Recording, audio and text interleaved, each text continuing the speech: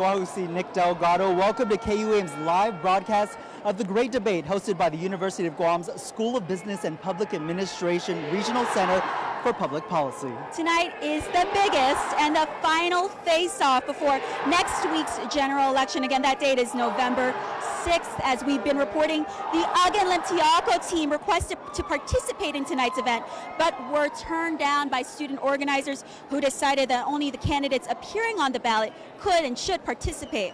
And those candidates, of course, are Democrats Lou Leon Guerrero and Josh Tenorio. And of course, the Republicans, Team Bota, that's Ray Tenorio and Tony Ada. Well, the Great Debate officially kicks off at 7 p.m. here, Chris, at the UOG Capital Fieldhouse. But before the big show starts... And as you can hear, it's definitely starting behind us. We have with us tonight to give us the game plan our student organizers from the University of Guam, Rebecca Elmore and Elway Ikeda.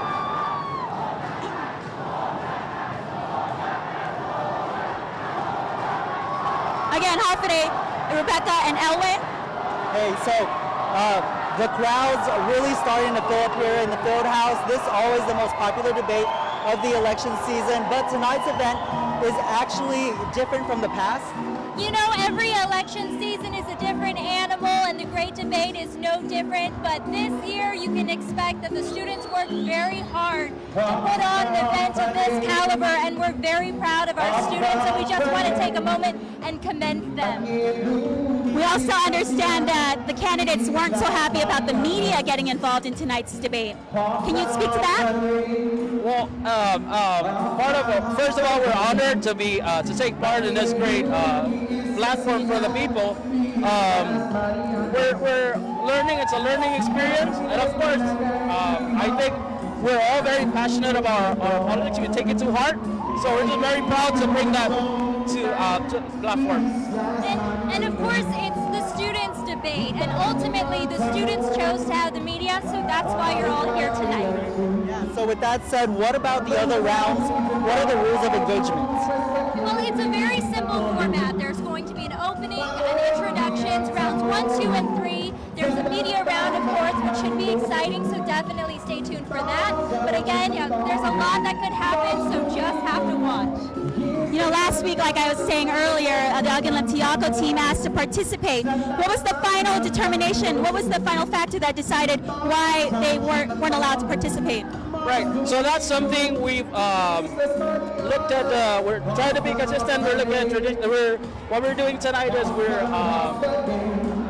taking the official names on the ballot, and yeah, that's it. Anything else either of you want to add for this event? Well done. Well, you can tell by the energy in this room and the passion in this room that there's a lot of people here who are tuning in, and the students worked very hard to put on an event that the community can be proud of, so we hope that you all enjoy this year's Great Debate. Thanks, Rebecca. Thanks, Elway. Yeah, good luck tonight. Thank you. While we wait for the Great Debate to begin, let's take a brief look at the candidates' platform planks. We begin with the Iman team, Lou and Josh.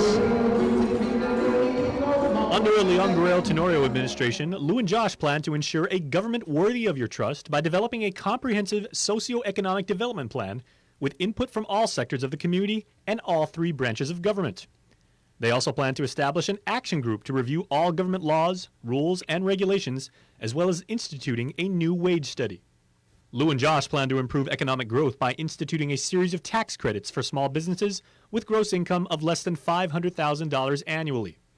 They'll also create a tourism action group to update marketing strategies, as well as renew the mission of GITA and implement a 10-year schedule of incremental increases in the minimum wage to offset inflation. To combat crime, the duo plans to increase the number of police officers and expand jurisdictional areas at the airport and port authority. They also support the full legalization of marijuana and regulating its use the same as alcohol and tobacco. Lou and Josh plan to fix our schools and educational system and will advocate for affordable tuition at the University of Guam and the Guam Community College. Their platform also calls for providing affordable, available, and accessible health care by convening a healthcare summit to develop strategies to reform our healthcare system, secure accreditation for the Guam Memorial Hospital, and reform the medically indigent program. Lou and Josh are committed to improving the island's infrastructure and provide affordable housing. The duo plans to come up with a strategy to end the growing traffic gridlock problem and implement ride-sharing initiatives, as well as support a privatized public transit system. Lou and Josh plan to address the island's problem with homelessness. On the topic of protecting natural resources, Lou and Josh will ensure that testing is conducted on a regular basis to ensure air and water quality and enforce laws against litter and illegal dumping. When it comes to the military buildup, Lou and Josh will work to ensure Guam receives the monies due from Section 30 tax collections and close leakages in collection of business privilege taxes, and work to ensure local businesses are given a fair opportunity in federal contracting opportunities. The team remains committed to proceeding with the decolonization vote, endorses recommendations for war reparations in the Guam Loyalty Recognition Act, and will work with the feds for sufficient funding to compensate for expenses related to the compacts of free association. Finally, Lou and Josh plan to modernize technology to streamline government services. Under their administration, you'll see an overhaul of government websites. They plan to use virtual reality to promote tourism and embark on a phased-in program of providing low-cost computer tablets for every student in public school. And now, let's take a look at the budget platform plans.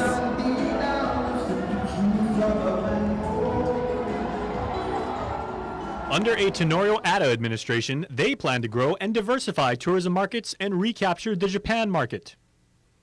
The Tenorio team also plan to revitalize Hagåtña by building a town square and transforming the capital into the pride of the Pacific.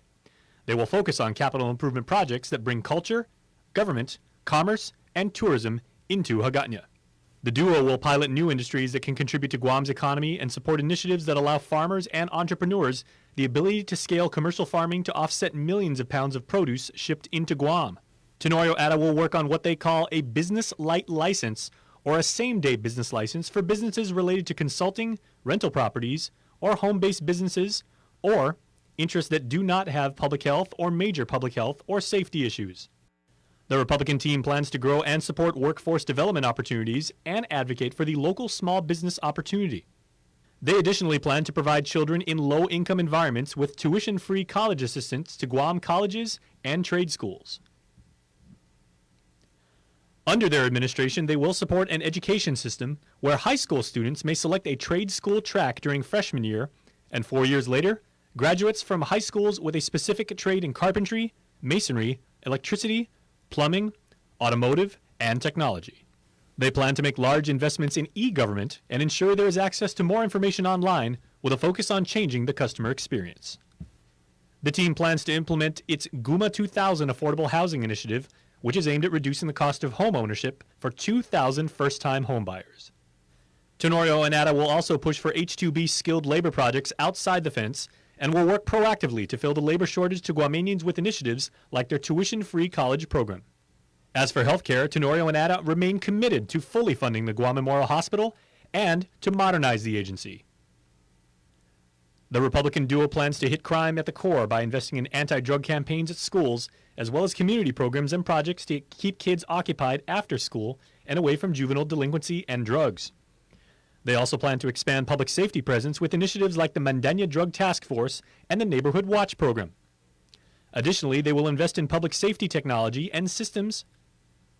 On the issue of drugs, the Tenorio team will work with federal partners, shipping companies, and airlines to continue the war on drugs, and plan to focus on anti-drug programs in schools to help curb the demand for controlled substances. You can certainly feel the excitement, the music, the crowd building up. It's the last major debate before Super Tuesday. With us now to give us their thoughts are our regulars on the after party show. We have Adrian Cruz and Juan Carlos Benitez. Welcome. Hafide. Hafide, guys. Yeah, our T18 analysts again here showing up. Well, we've seen these past two teams go at it for the past several weeks in various forums, but tonight is the final face-off, the great debate. Do you think the candidates will be more aggressive tonight or play it safe? Of course they're going to be more aggressive. This is do or die time, and so I think the gloves are really coming off, especially after all the kind of political spin and ads that we've been seeing lately. I think that this election comes down to this debate. This is when most of Guam finally starts focusing on the election. Not just the pundits, but the general public. And now's when they're going to listen to the issues and where they plan to take this island into the future. Here's when you talk about having the lowest unemployment rate that we've had in recent history. Here's when you talk about building the museum and getting the federal government to pay for a depository and all the achievement that this administration's done and that Ray look forward to continue with. And then we'll see and listen to Lou's plans of bringing a new base of tourism into gay, transvestite, and transsexual, as well as the legalized marijuana market. So it's going to be different visions, different points of view, and we'll see how the people like it. Because we all know how that trickle-down economics works. We have record-breaking tourists arriving, but we also have record-breaking poverty. And so let's see what the report card is after 8 years of sitting in there. Well, I also think that they just announced the household income from the United States or Guam, and it was increased. So has the cost of goods, and so has the cost of services. So again, this is what you're going to start seeing. And we'll see the prosperity that we've achieved through all these years, and you can compare it to where we were before we had control of Guadalupe by the Republican Party. And you decide where you want to be. Back to where we were in those Democratic years, or continue the progress that we've been going. Well, I think at the end of the day, the voters are going to vote with their pocketbooks and vote on their quality of life. And if things aren't working out, I think the writing is on the wall that Guam wants a significant change.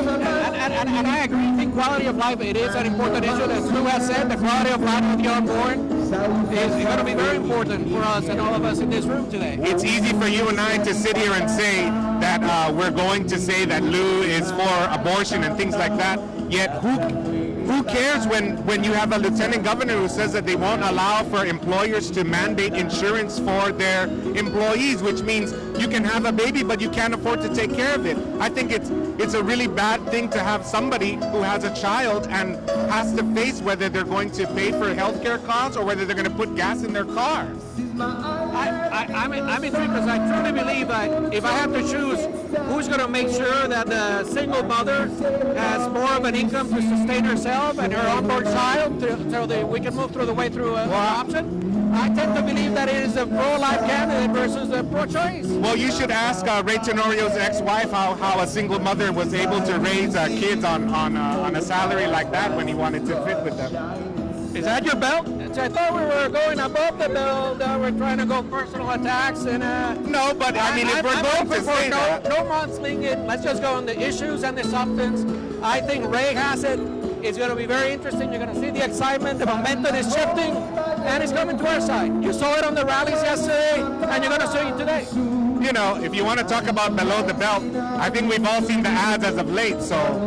That's what I was going to ask. We're definitely going to see, like you were saying, some aggressive questioning of these candidates as it's less than 7 days now before Super Tuesday. Do you think that it might be a make or break for some voters depending on their responses tonight? Oh, of course.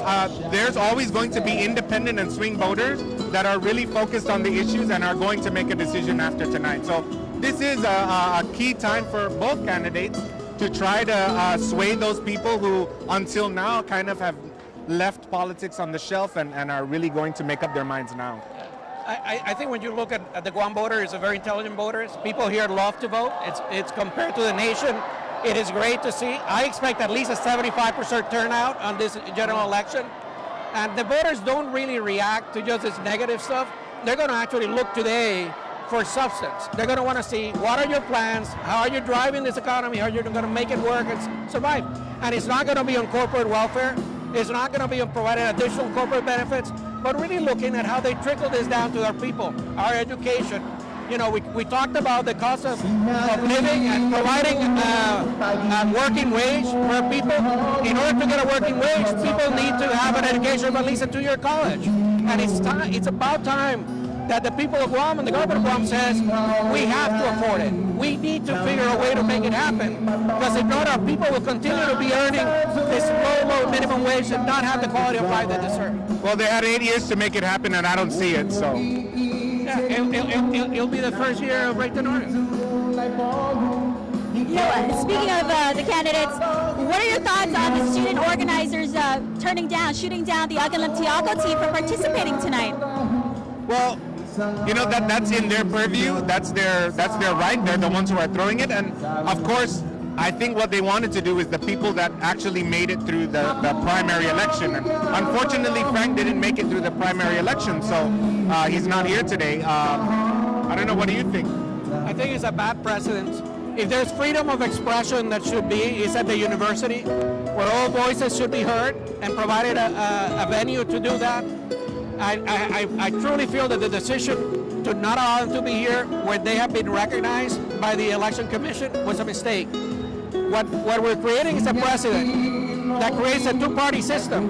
You got to remember, these primaries are private party primaries, and when you register as a voter and if you go to the commission, you mention which party you belong to. But the commission doesn't control the parties; those are independents. If we go to independent primary process, if something happens on those primaries when they're run by the parties, now we're going to find ourselves in a position where we've set up a precedent that the independent voter or the writing voter won't be able to participate. I agree. That is wrong. What are you guys hoping to hear in terms of the responses from the questions that will be asked tonight? What's the one issue you hope they will address and get to aggressively? Well, I think I would like to hear real substance on their plans. I would like their plans spelled out from both sides. I think the people of Guam deserve to know now because it's make or break time, and I think we're going to hear that from the candidates. And I hope that they can be a little bit dispassionate about the political rhetoric that's obviously going to come out. But I'm sure that the people of Guam want to hear their solid plans. Yeah, I'm looking forward to listening of the actual strategy of the candidates or where they want to lead the island, not just attacks of how bad the other person is or how they cannot do it. It is, if you're elected, what are you going to do and how are you going to bring it home? And I think Ray has a strong plan. It's a big platform. We've been pushing and working on it, and I'm looking forward to see finally here lose. And joining us, we have Ron McNitch, another regular on the after party. Now it's a party up here. Ron, you've been a regular on the after party. You know, what are your thoughts seeing tonight's turnout? What are you expecting? Oh, it's going to be a fun debate tonight. You know, everybody has been talking about what the candidates have been saying. Now they can say it to each other live, so it'll be fun. It's kind of like a boxing match. You know. Gloves are off. That's Bare knuckle. It's definitely going to be a bit more aggressive as we They have to be. They have to be. The gloves are off. I think the masks are going to come off tonight, so we'll see.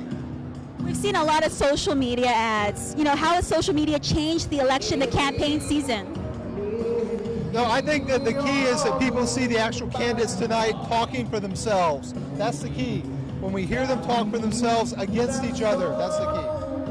But social media has shaped the way people see the world now, and I think some people are swayed by things that they read or see in social media, but I think far and large, the people of Guam really turn to traditional media a lot, and they really want to hear the candidates speak for themselves, and I think tonight is their opportunity to do that. Yeah, I think social media has a big impact in this election. If you look at Madeline's election, St. Nicholas was almost exclusively on social media.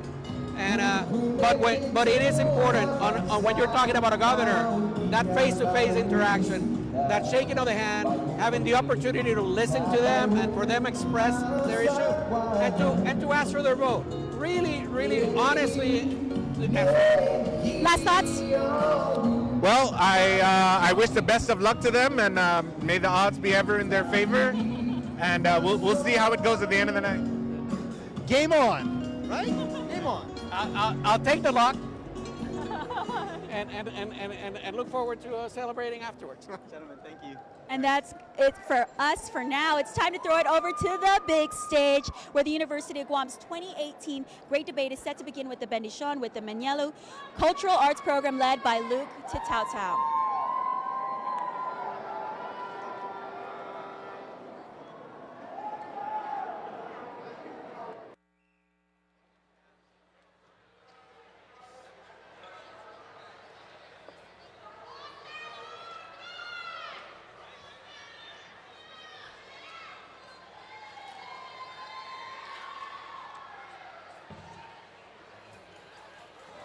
Like I'm missing a page.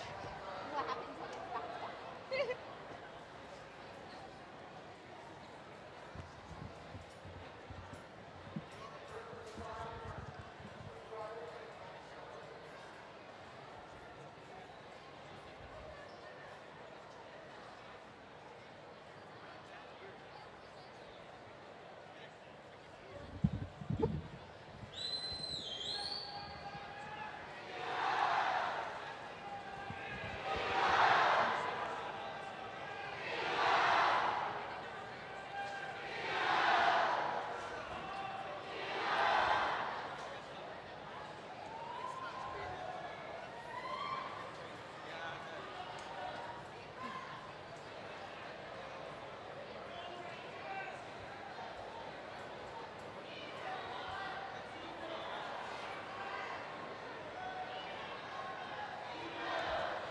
Today, Tao Guahan.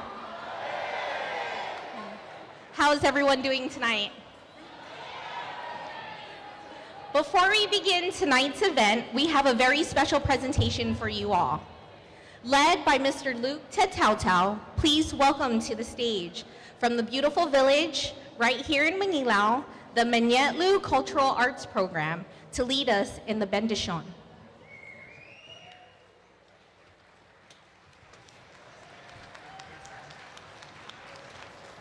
Please stand.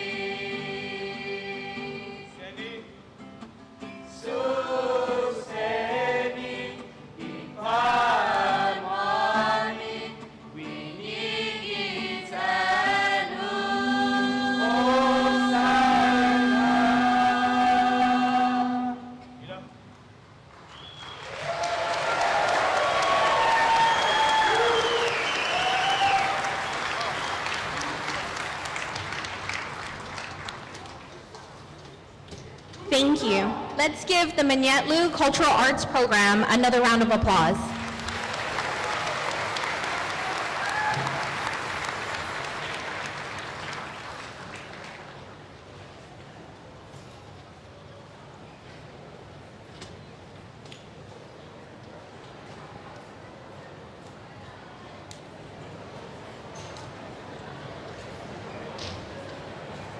You may sit. Thank you.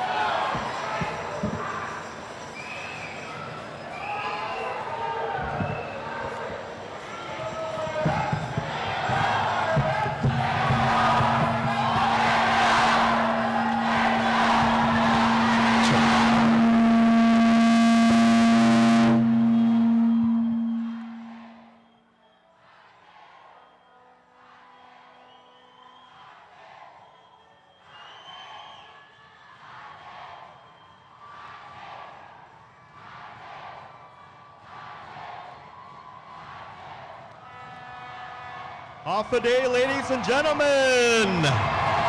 Wow, I can feel the electricity in the air. We are going to begin tonight's great debate in just a couple of minutes. I'd like to ask that everybody please, let's settle down so that we can formally start tonight's debate.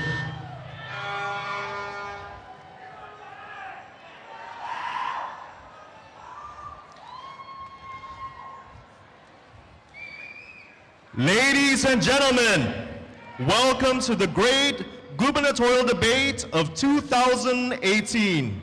My name is Norman Analista, and I'm the Director for Development and Alumni Affairs here at the University of Guam.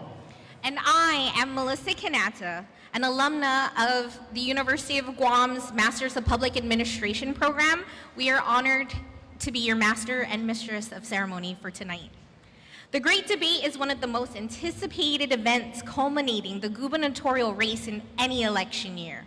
In 1994, the Honorable Senator Dr. Judith D. Gutherts and members of the Public Administration and Legal Studies student organization decided to host the gubernatorial debate as a class project.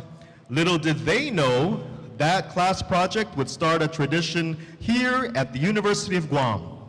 Since 1994, the School of Business and Public Administration has hosted the Great Debate every gubernatorial election year.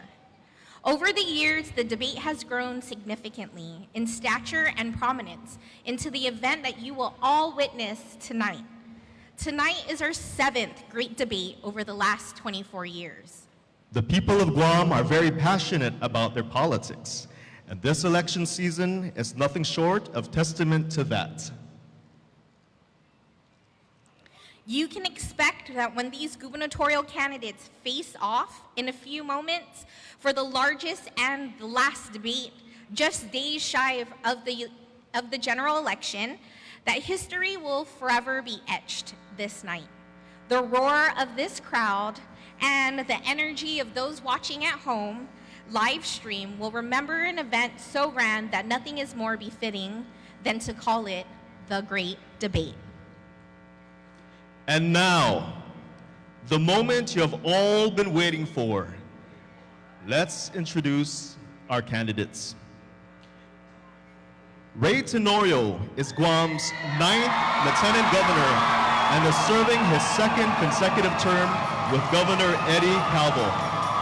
Lieutenant Governor Tenorio was born on February 8, 1965, and is the son of the late Helen B. Tenorio and the late Romeo Mantinonia Tenorio. He is married to Madoka Tenorio and is the father of 5 children and the grandfather of 6. Ray Tenorio graduated from George Washington High School in 1983. He attended the Guam Community College Criminal Justice Academy and graduated from the 23rd Police Cycle in 1984. He served our community as a police officer for 14 years. Ray went on to earn his Bachelor of Science degree in Public Administration in 2000 and his Master of Public Administration in 2011, both from the University of Guam. He served 4 consecutive terms as senator in the Guam legislature from 2003 to 2011. During his legislative tenure, he held the positions of acting speaker, vice speaker, majority leader, minority whip, assistant minority leader, and chairman on the Committee of Criminal Justice, Public Safety, Youth, and Foreign Affairs.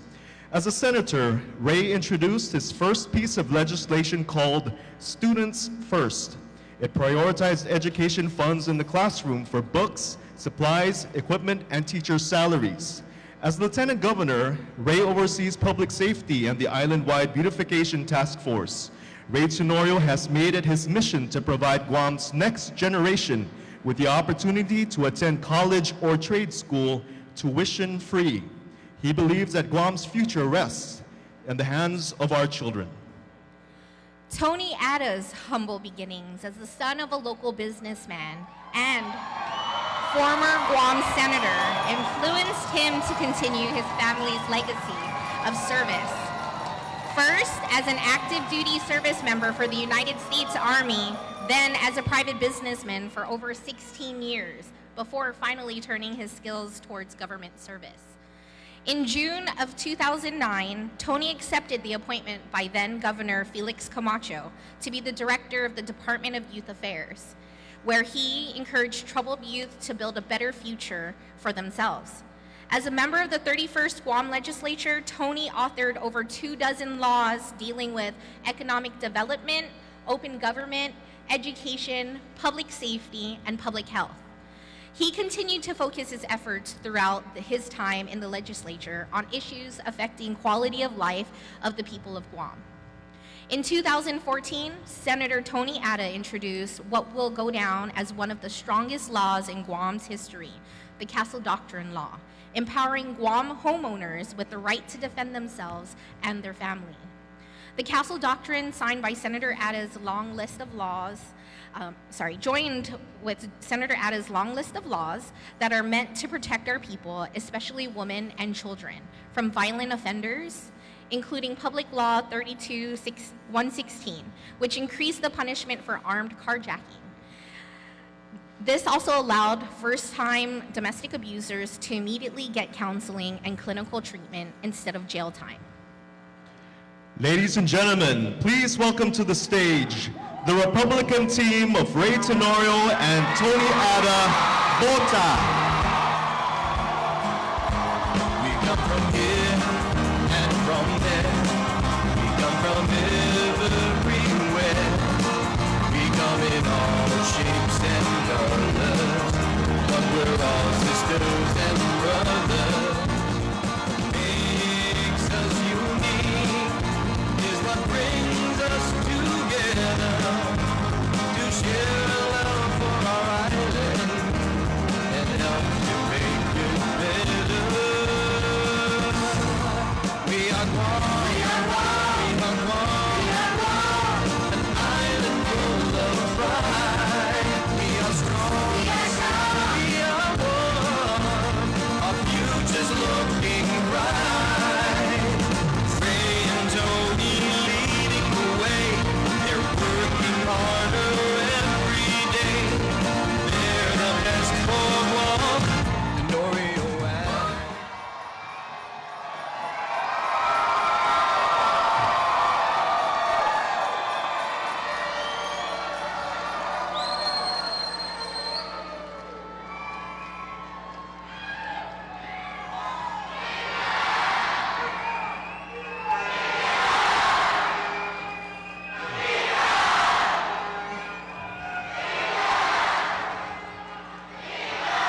And now, ladies and gentlemen, we will introduce to you the next set of candidates. Lou Leon Guerrero was born and raised in Sinohanya to Eugenia Leon Guerrero and the late Jesus S. Leon Guerrero. They have 3 children, Lou, the only daughter, and her 2 brothers, Jesse and the late Tony Leon Guerrero. Lou's father worked 2 jobs to support his growing family. In 1972, he began the Bank of Guam with 13 employees working out of a modular building. After graduating from the Academy of Our Lady of Guam High School in Guam, Lou went on to earn a Bachelor of Science degree in nursing from California State University, working her way through nursing school as a cashier at a fried chicken restaurant in California. Lou continued her education and later earned a master's degree in public health from UCLA. Upon returning to Guam in 1980, Lou worked as a nurse at GMH and later at FHP as its operations director, overseeing healthcare delivery. Lou's interest in public policy led her to the Guam legislature, where she championed improving healthcare and authored legislation banning smoking in bars and restaurants on Guam. With the passing of her brother Tony in 2005, Lou took over management of the Bank of Guam and grew it to the $2 billion enterprise it is today. Lou is married to attorney Jeff Cook. They have 2 children and 6 grandchildren. In 2017, Lou announced her candidacy to become Guam's first female governor.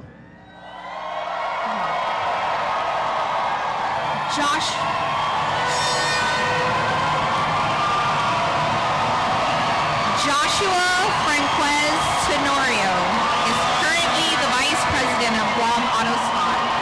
Previously to this position, Josh spent 21 years in public service, holding positions in all 3 branches of government, including Administrator of Guam's Judiciary, Deputy Chief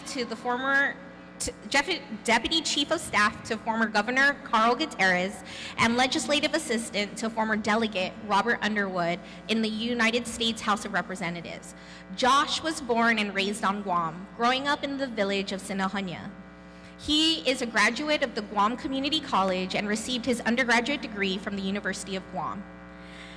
Josh underwent a life-changing moment in 1994 when he lost his father, killed in an auto accident with a drunk driver. The tragedy thrusted him into the head of the household for his family.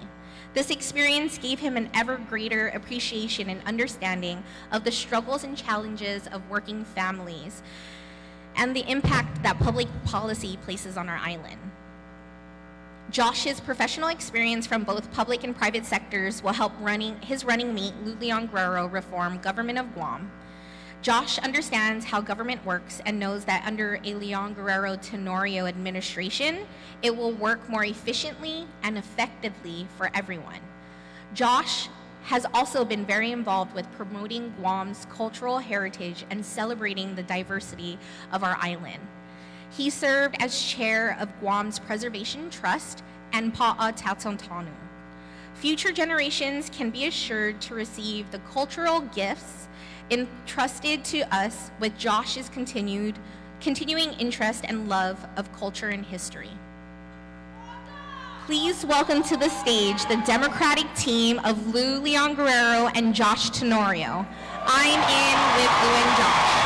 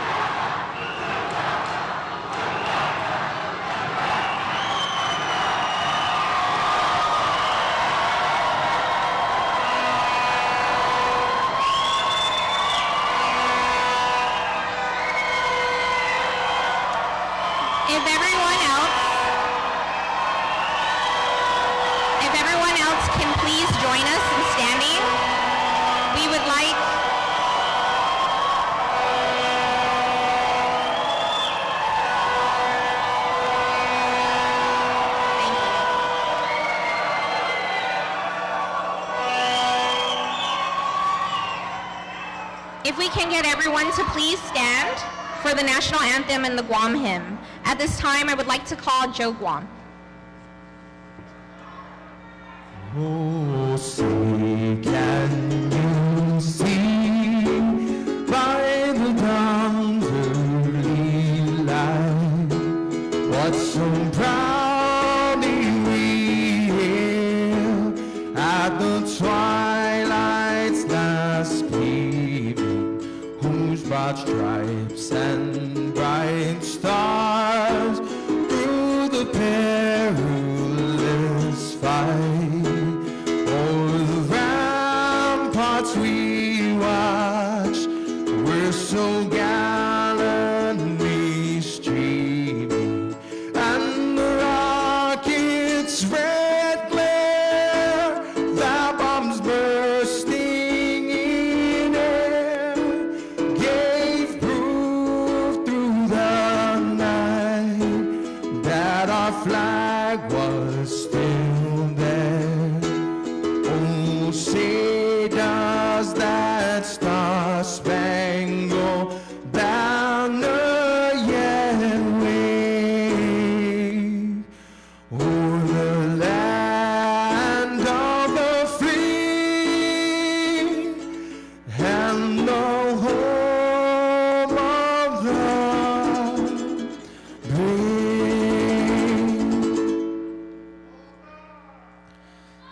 Anunggit amoru purita nota kantai matunanya gitoru ilugar para iona para gloria amiba isla sin parat para iona para gloria amiba isla sin parat.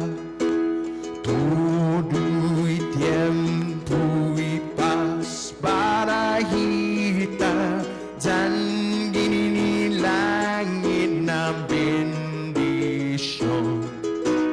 Conchay peligro na sa Tuhan, Diyos protehis mo. Conchay peligro na sa Tuhan, Diyos protehis mo.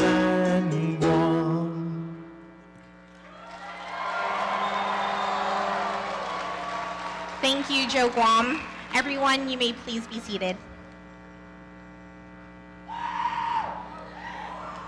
Tonight's event is streamed live courtesy of Guam's news network, KUAM.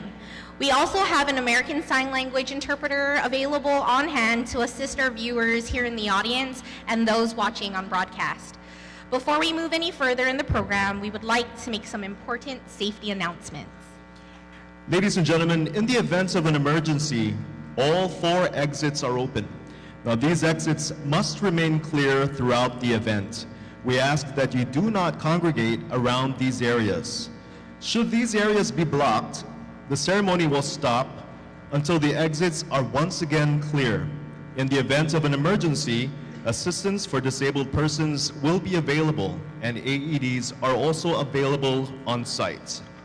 And now, ladies and gentlemen, we would like to acknowledge the presence of some dignitaries in attendance tonight.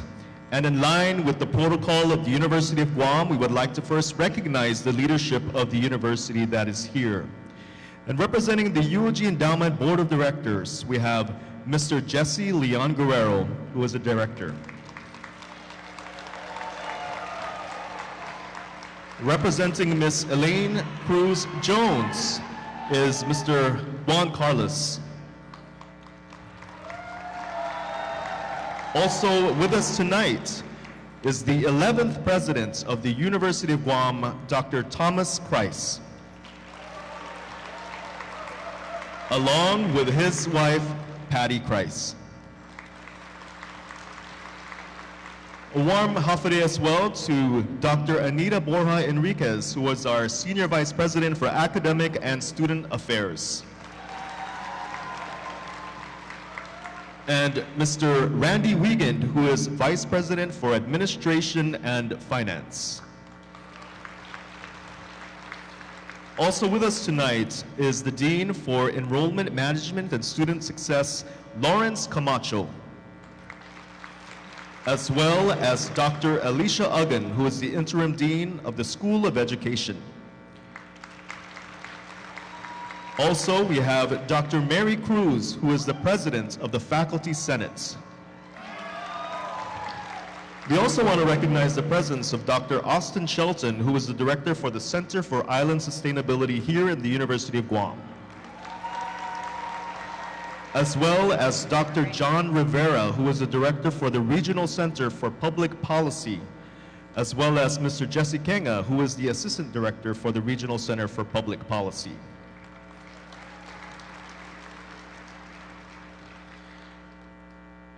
As well as the Dean of the School of Nursing, Dr. Margaret Uchima. And ladies and gentlemen, we of course want to welcome the Honorable Edward J.B. Calvo, Governor of Guam.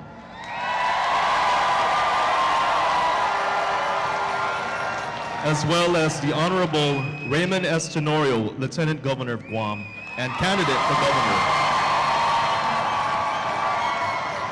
As well as his wife, Madoka Tenorio. We're also very excited to have in our presence tonight senators from the 34th Guam Legislature. We want to welcome the Honorable Therese Terlahi, Speaker. The Honorable Regine Lee, Legislative Secretary. The Honorable Thomas C. Atta, Senator. The Honorable Frank B. Uggan Jr., Senator. The Honorable Tanella Nelson, Senator. And the Honorable Joe San Agustin, Senator. Also with us tonight is former Senator Lou Leon Guerrero, who is also a candidate for governor. As well as former Senator Frank Ishizaki. Former Speaker Joe T. San Agustin. Former Senator Tina Munya Barnes. Former Senator Rory Respicio. Former Assistant Secretary of the U.S. Department of the Interior, Mr. Tony Babauta. Former Vice Speaker, John P. Uggan. Former Attorney General of Guam and former U.S. Attorney, Alicia Uggan Limtiaco. We also want to recognize the presence of former Senator Francis Santos. Former Senator Chris Duenas. And Senator Will Castro. Now, ladies and gentlemen, in the event we inadvertently left individuals off this list, please bring it to our attention and we will be sure to recognize their presence tonight. Okay, we have an additional list of folks to recognize as well. I would also like to recognize our First Lady, Mrs. Christine Calvo. Good evening as well from the UOG Endowment Board, Dr. Saeed Safa. Also with us is the Executive Director for the UOG Endowment Foundation, Ms. Melanie Mendiola. We also have former Senator Tony Atta, who's joined us on stage.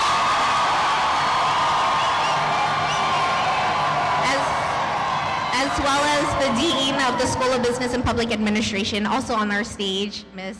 Annette Santos. As you can see, ladies and gentlemen, this room is filled with very important people. And again, if we inadvertently left someone off the list, please bring it to our attention and we'll make sure that they get recognized. And now, ladies and gentlemen, it is my great pleasure to now welcome to the stage the 11th President of the University of Guam to deliver the welcoming remarks, Dr. Thomas Christ.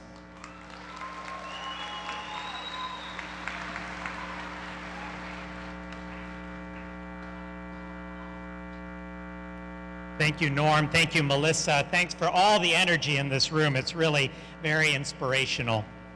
But let me temper the enthusiasm in the room with the request to begin this event with a moment of silence for the victims of religious and racial violence recently in our country. And during this moment, let's think about how we in Guam can serve as a model for the world for a better civic engagement. A moment of silence, please.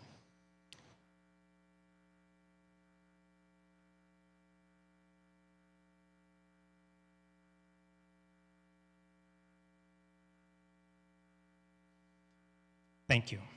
And thanks especially to the students who have put this event together since 1994. This is an important part of our civic life in Guam, and it's been an inspiration to see the work and energy and dedication to our political process exemplified by our students. So I'm very proud of them, and I hope you are too. I'm also, thank you. You're all around. And I'd also like to thank our students for the, and also the whole community for the way that that we have all responded to the devastation of our neighbors in the CNMI. The whole community and the students have responded really well, and so let's keep all of them in our thoughts and prayers as well.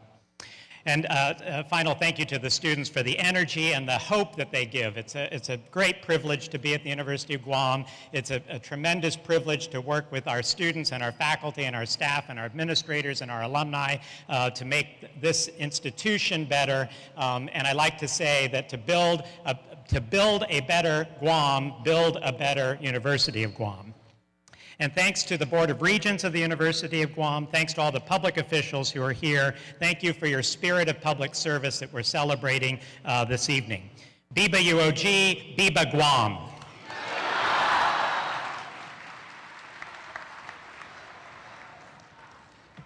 Thank you again, Mr. President. Ladies and gentlemen, we also want to recognize the presence of former Chair for the Board of Regents and former Senator Tony Sanford.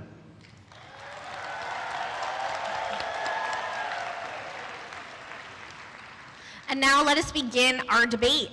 Please welcome our moderator, the Dean of the School of Business and Public Administration, Dr. Annette Tyron Santos.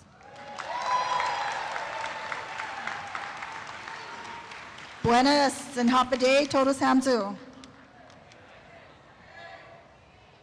Thank you again for joining us this evening.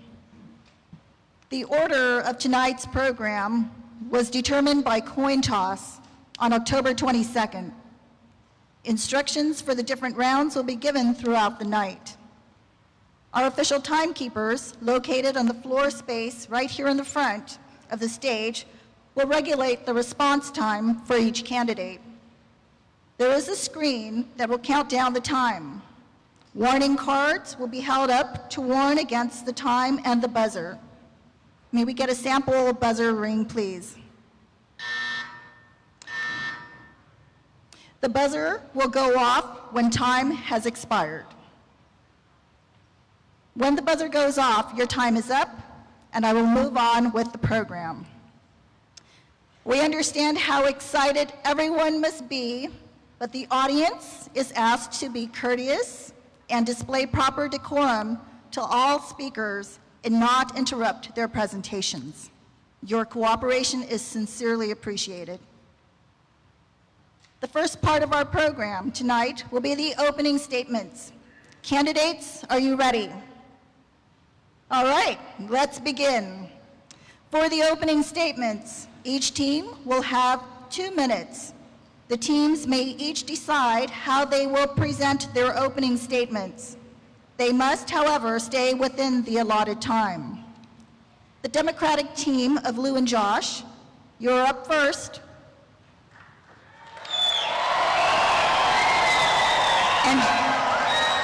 And you may begin. Before we begin, I just would like to ask all the veterans and the servicemen and women to please stand up and be recognized.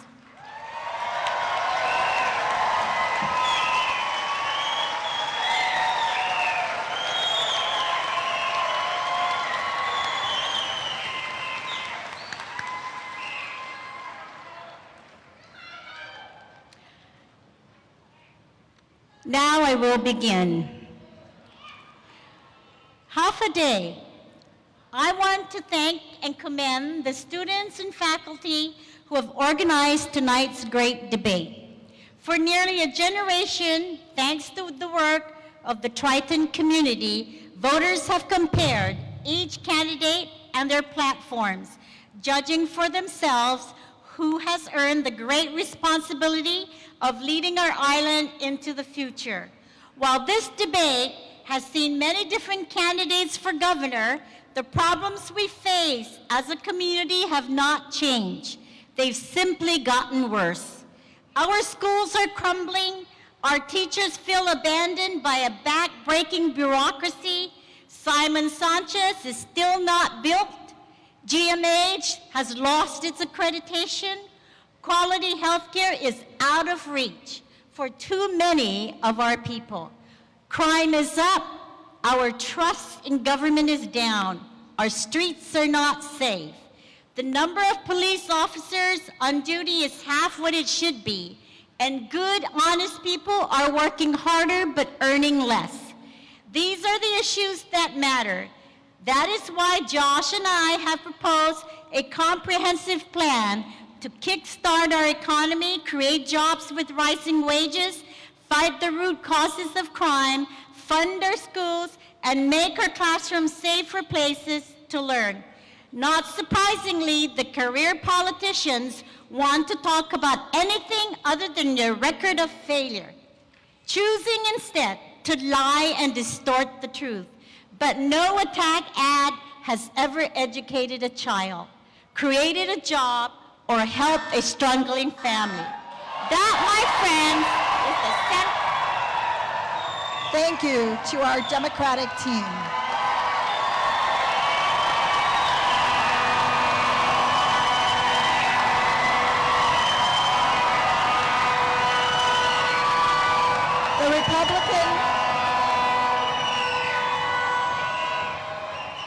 The Republican team of Tenorio Ada, please take the podium.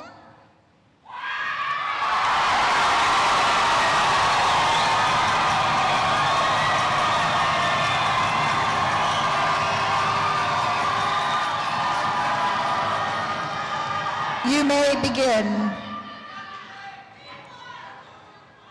Half a day.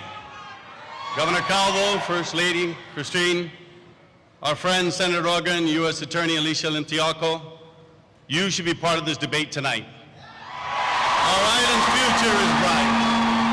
The economy is growing, and we have seen progress. In the last 8 years, unemployment has hit its lowest in decades. Tourism numbers are the highest in history, and our economy is the tipping point of the largest economic boom in our lifetimes.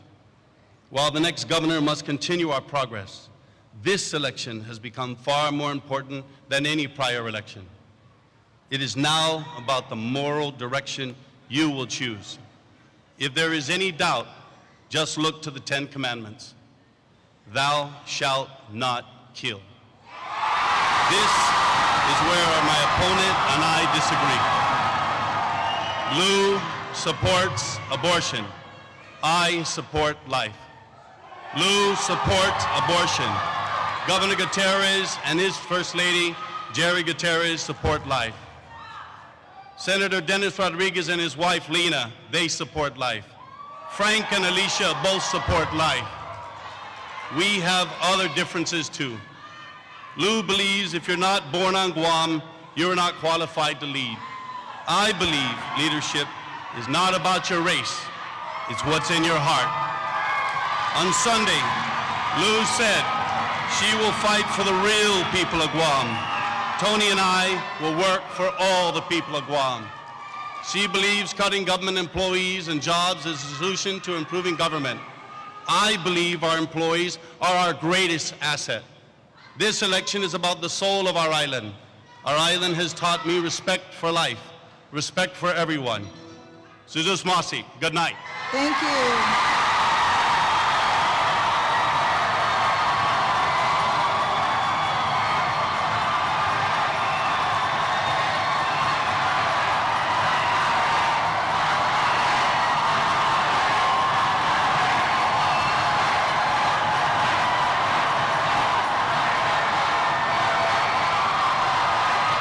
Thank you to our Republican team. Ladies and gentlemen, it appears we have the makings of an exhilarating night, don't you think? After a short commercial break, we will continue with round one of the 2018 Great Debate. Let me hear you cheer for your favorite team. Please stay with us.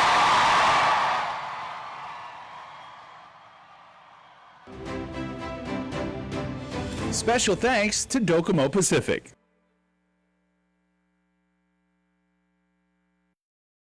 As I look around, there are so many longtime Democrats, but it doesn't serve the good of our island or our Democratic Party when we don't embrace the will of our party. And that will was choosing Lou and Josh. The people that have been forgotten. We will bring people helping people back. I'm banking on Lou and Josh. I want to invite those Democrats, those Republicans that are sitting maybe on the sidelines. Well, I want to tell them that they have a home here with us. Family is about more than who you are related to. It includes everyone. This election is coming down to one value and one value only. Trust.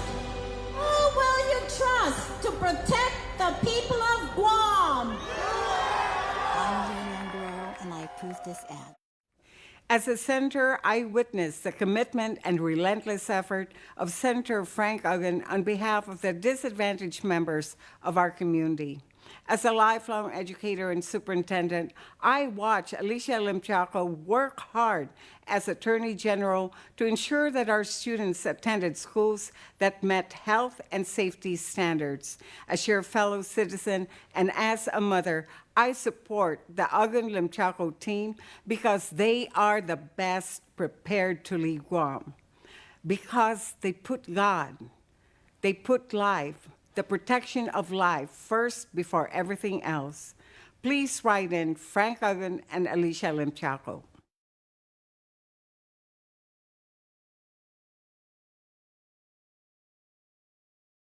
I'm Frank Blas Uggan Jr., and I approve this message. Mike Nicholas doesn't believe we are confident enough to govern ourselves. We don't want people who are not confident in their own self-governance to be voting on self-government. Yet, we pursued more self-government because we are confident we can govern ourselves. The only person who does not trust the people of Guam is Mike Nicholas. If he doesn't trust us, we can't trust him. Let's vote for Doris Flores Brooks, a trusted, experienced representative who believes and trusts the people of Guam. I'm Doris Flores Brooks, and I approve this message. Hafaday, I'm Ben Servino. I was afflicted with polio as a child, but I refused to allow my disability to get in the way of my goals, including serving Guam's most vulnerable, especially children with special needs. I want to be the voice in the legislature for these individuals who aren't looking for pity, just opportunity and not to be forgotten. I'm Ben Servino, your humble public servant, asking for your vote. Tijus Mas. I'm Ben Servino, and I approve this message. This is my island. I was born and raised here. My family is here. I am more qualified to be governor of Guam.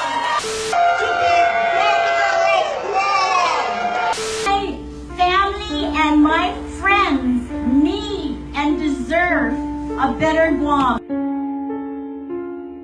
We don't agree with what she said. In fact, she is dead wrong. Alicia and I are offering an alternative choice in leadership. One where everyone will have a seat at the table. Leadership that believes in life, believes in each and every one of you, and believes in Guam. On November 6th, write in Frank Uggan. And Alicia Lim Tiaco.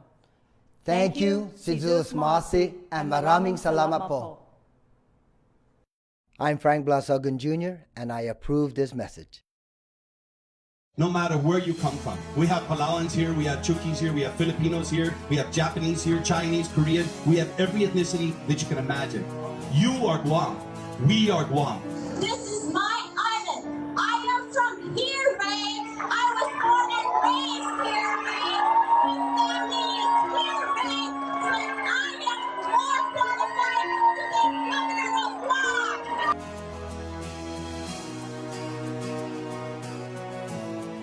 I'm not here to leave you. I would never quit on the people of Guam, and I never will. I am only here to serve you, just like my partner Tony. We're going to do this because we care about you. My family and my friends need and deserve a better Guam.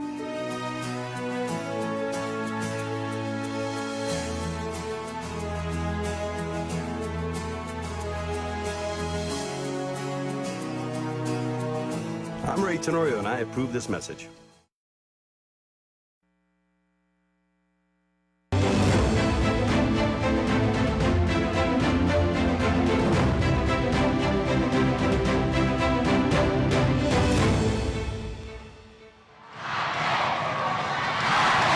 Welcome back to the 2018 Great Debate, streaming live from the village of Manila, right here at the University of Guam, Calvo Fieldhouse. And now to round one. Round one is our UOG round. This round will field questions from our students. A student committee was formed and had the final say in the questions used tonight.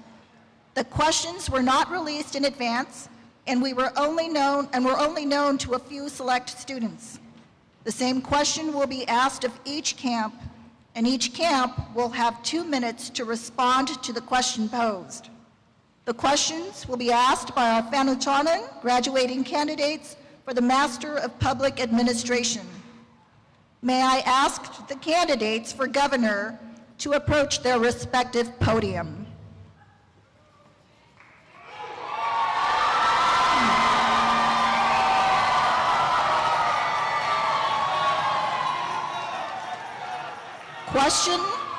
Question number one will be answered first by gubernatorial candidate Lou Leon Guerrero, followed by gubernatorial candidate Ray Tenorio.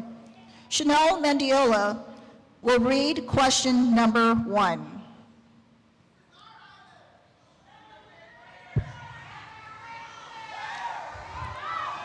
Could we please be respectful of the time so that our candidates will have a chance to listen to the questions and answer them accordingly? Thank you very much for your attention to this request. Question to governor candidates. It is no secret that the University of Guam has faced shortfalls in their government allotments, which has significantly impacted the university community. Under your leadership, how do you envision ensuring appropriations from the legislature and allocations from your administration will be more in line, reducing or eliminating holdbacks to higher education? Gubernatorial candidate Lou Leon Guerrero, you may begin. Thank you very much for that question. I think it is unconscionable that this administration has held back over $20 million in education. Some of that, of course, was held back to the University of Guam. In my administration, I will not hold back any appropriations. In my administration, I am going to sit very closely with the president and go over his budget. And when they say to me, Lou, this is the budget that I need to run my university, I will trust that those numbers are right. I will trust that those numbers were done in collaboration with people that do know what they're doing, and I will trust that that money is what they need. So in our administration, being a financial person, I know exactly how finances are done. I know exactly what kinds of complicated courses they have to go through to find a good, balanced budget. And when the president of the university says to me, this is what I need, I will give them everything that they need so they can educate our children. This administration says education is priority. Well, we'll see about that. Thank you. Thank you. Gubernatorial candidate Ray Tenorio, the same question, and you have 2 minutes to respond. Thank you very much.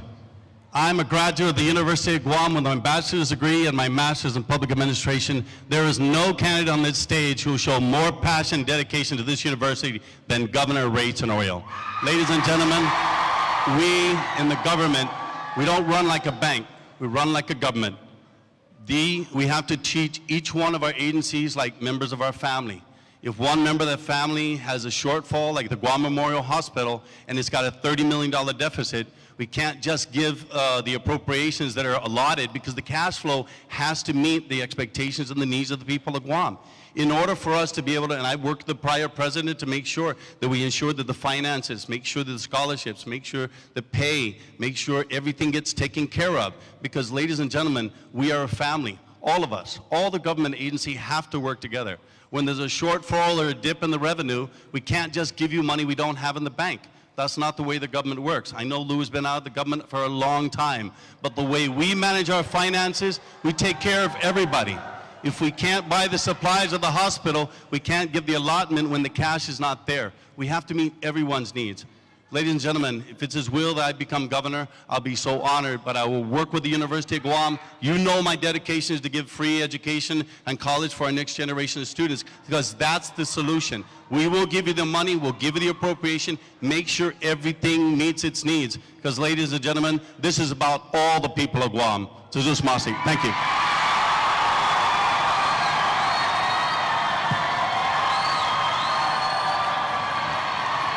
Thank you to our gubernatorial candidates. You may be seated.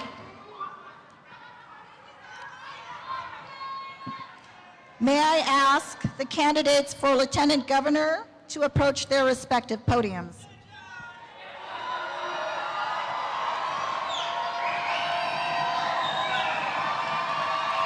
Question number two. Question number two will be answered first by Lieutenant Governor candidate Josh Tenorio, followed by Lieutenant Governor candidate Tony Etta.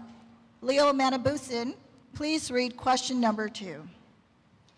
Question to Lieutenant Governor candidates. Rise in the use of illegal drugs contribute to an increase in crime. This is a two-part question.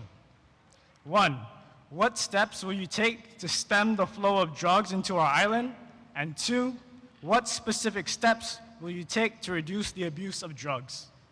Governor candidate Josh Tenorio, you may begin and you have 2 minutes to answer. Thank you very much for that very, very important question. Drug abuse is the top concern. It is the top reason that has caused criminality on this island. We have had 28 years of an addiction to methamphetamine. And unfortunately, we have outsourced handling this entirely to the court. We need to reserve the court for those chronic offenders and for violent offenders. What we need to do is invest in evidence-based rehabilitation programs. We need to get people back to work. We need to restore families. We need to stop this long-standing illness, which is already 3 generations in our families. Everybody has somebody that they know that is talented, that they have lost or is lost right now. Our administration will make sure that we go and focus on these programs. We will not let $1 million in federal funds be returned to the federal government like this administration did. $1 million for drug therapy and suicide prevention. It's unconscionable. Our administration will expand the drug rehabilitation programs, expand the number of experts that we have to do drug therapy, and we will definitely address this issue as a top concern. Thank you very much. Thank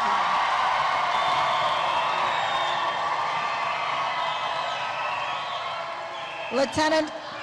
Lieutenant Governor candidate Tony Atta, same question. You have 2 minutes to answer. Thank you. Thank you everyone for being here. God bless you all. You know, it's a two-part question, and you see what the first part is how do we combat it and how do we keep it off the streets. This administration has been working hard to keep drugs off our streets with our customs enforcement people. We expanded the Mandanya Drug Task Force. We get $100 million off the streets and out of our children's hands. And we will continue to expand those things. We need to ensure that our people are treated for the illness. And this is what it is. It's an illness. Drug addiction is an illness. We can't treat it like a crime. Because if we treat it like a crime, we're not doing anyone any good, especially those that are committed or incarcerated. We need to ensure that our Behavioral Health and Wellness Center expands their programs. And in the Tenorio administration, we will do that. We will ensure that they get the help that they need. Because this is just not about what we're gonna, we return this or we return that. We need to stop pointing fingers, to start looking at each other, start helping each other, because that's the way we're gonna do things, ladies and gentlemen. And that's the way we do things here on Guam. You know, I know my opponent here said that we returned $1 million. Do we know what the reasons were? Does he know what the reasons were? You know, there's always a condition to federal funds. And anytime you get federal funds, either you have to match it, or you lose it, or when you get it, there's a condition to it. It's not always about free money coming to Guam. So these are the things that we need to take. And we need to ensure that when we provide these services, that we are not just cut off right in the middle because federal funds stop. Thank you. Thank you.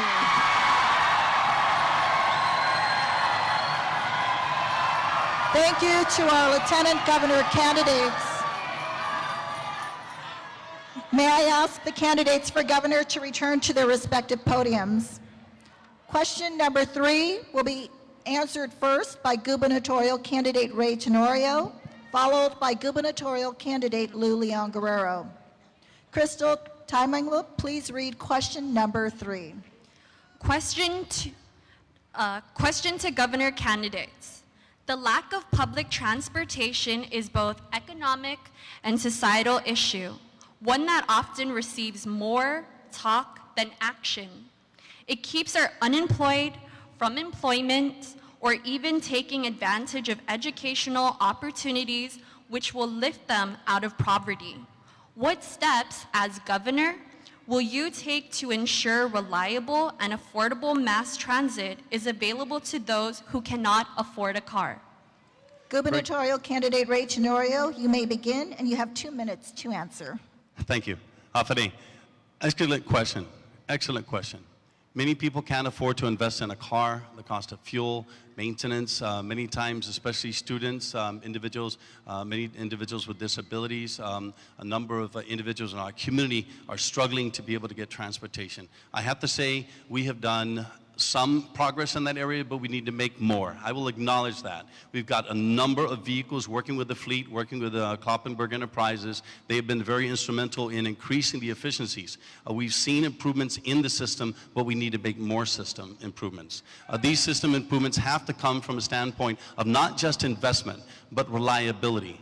People need to make sure that they can get to the bus stop within a reasonable time, like you find in all the other Asian destinations. So you can get to a bus stop and within about an hour pretty much get to your destination almost anywhere on the island. That will be a focus. God willing, I become governor. We're not just going to make these efficiencies improve. We're not just going to make these investments in personnel, but also equipment. Because I think it's important for us to have a variety of type of vehicles. We need to have an express line to make sure that the main conduit for transportation into the areas where where we see that populations have access to transportation, we also have to have vehicles that go into those roadways, into the villages to get access to systems. So, ladies, it's not just an investment of technology, it's an investment in personnel and the type of vehicles, and that way more people can get access to jobs, education, and other improvements in their system and in their island. So it's an excellent question. It's one of the things that are a bar to employment right now and a bar to transportation. We will make improvements in the Tenorio administration. Thanks for the question.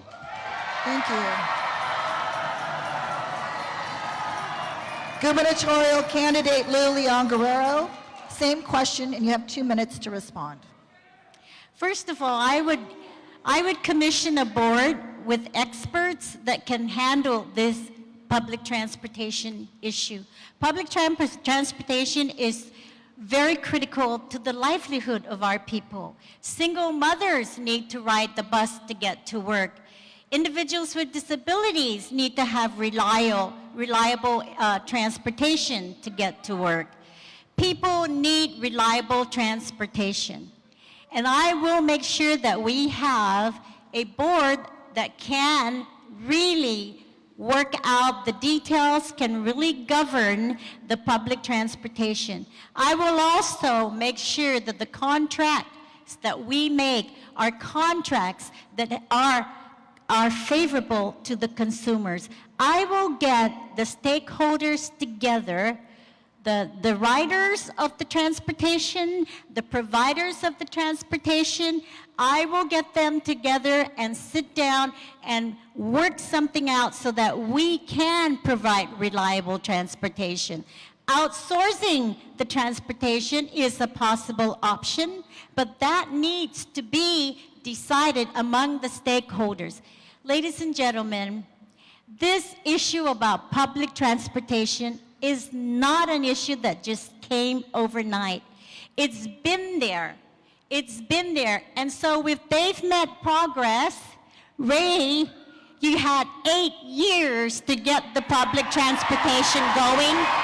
You had 8 years to provide transportation to our people. You have failed miserably in the area of public transportation. Thank you to our gubernatorial candidates. You may be seated. May I ask the candidates for Lieutenant Governor to return to their respective podiums.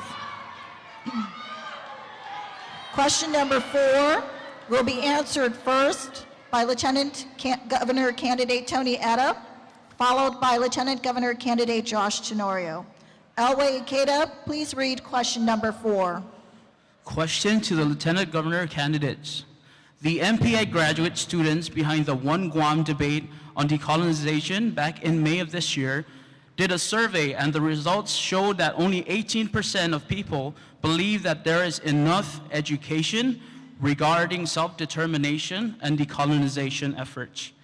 What are your plans, if any, on self-determination and decolonization education? Lieutenant Governor candidate Tony Etta, you may begin, and you have 2 minutes to answer. Thank you for that question. You know, as a senator in the 33rd Guam legislature, I myself was a part of the membership of the Decolonization Commission. We made great strides to get where we are today. And that is in thanks to Governor Eddie Calvo, whose administration worked tirelessly to ensure that we have this process to move forward in decolonization. No other administration has worked so hard to ensure that we're not chasing our tails any longer. Just this year, first time in the history of Guam that a resolution was passed in the United Nations. But you know what comes to it is that we don't have the support of the other countries to ensure that we can move that resolution forward so that we can come to a point where we can be self-governing. This is not an easy process. It's going to take years, and it will be beyond my lifetime before we see progress really moving forward. Again, we have to work together, ladies and gentlemen. This is about all of us working together to move this process forward. Funding was cut by the legislature just this year. It doesn't do any good cutting funding when we're trying to move forward in decolonization. So when we're trying to do something, we move back because why? Because we don't have the funds anymore to move forward.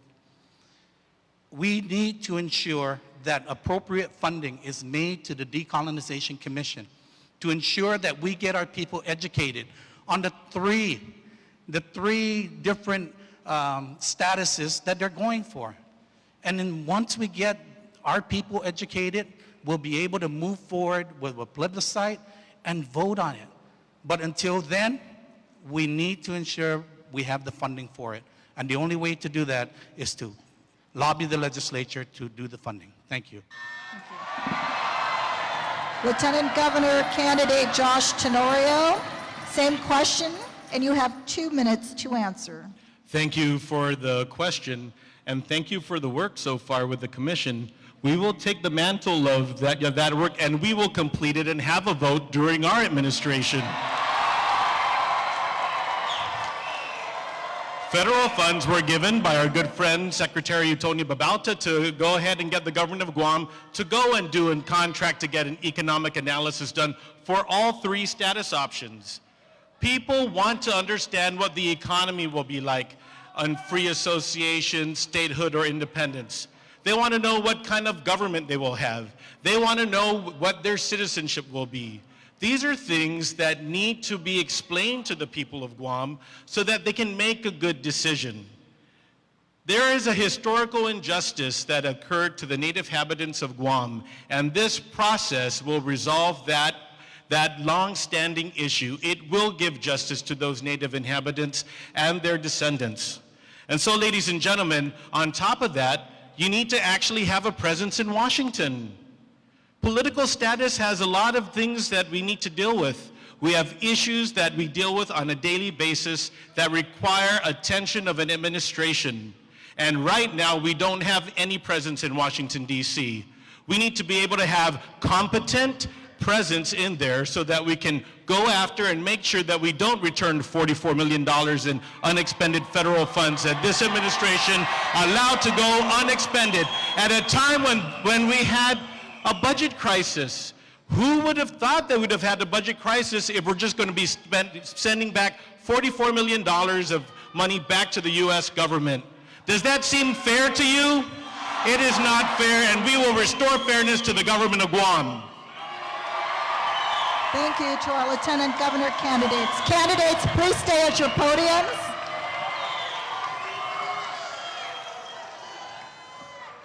Could we have both candidates for governor and lieutenant governor at the podium? For the final question of this round, we need both candidates. Please join your running mates at the podium. Question number 5 will be answered first by the Democratic team of Lou and Josh, followed by the Republican team of Tenorio Ada. Stephanie Quito, please read question number 5. Question to the team.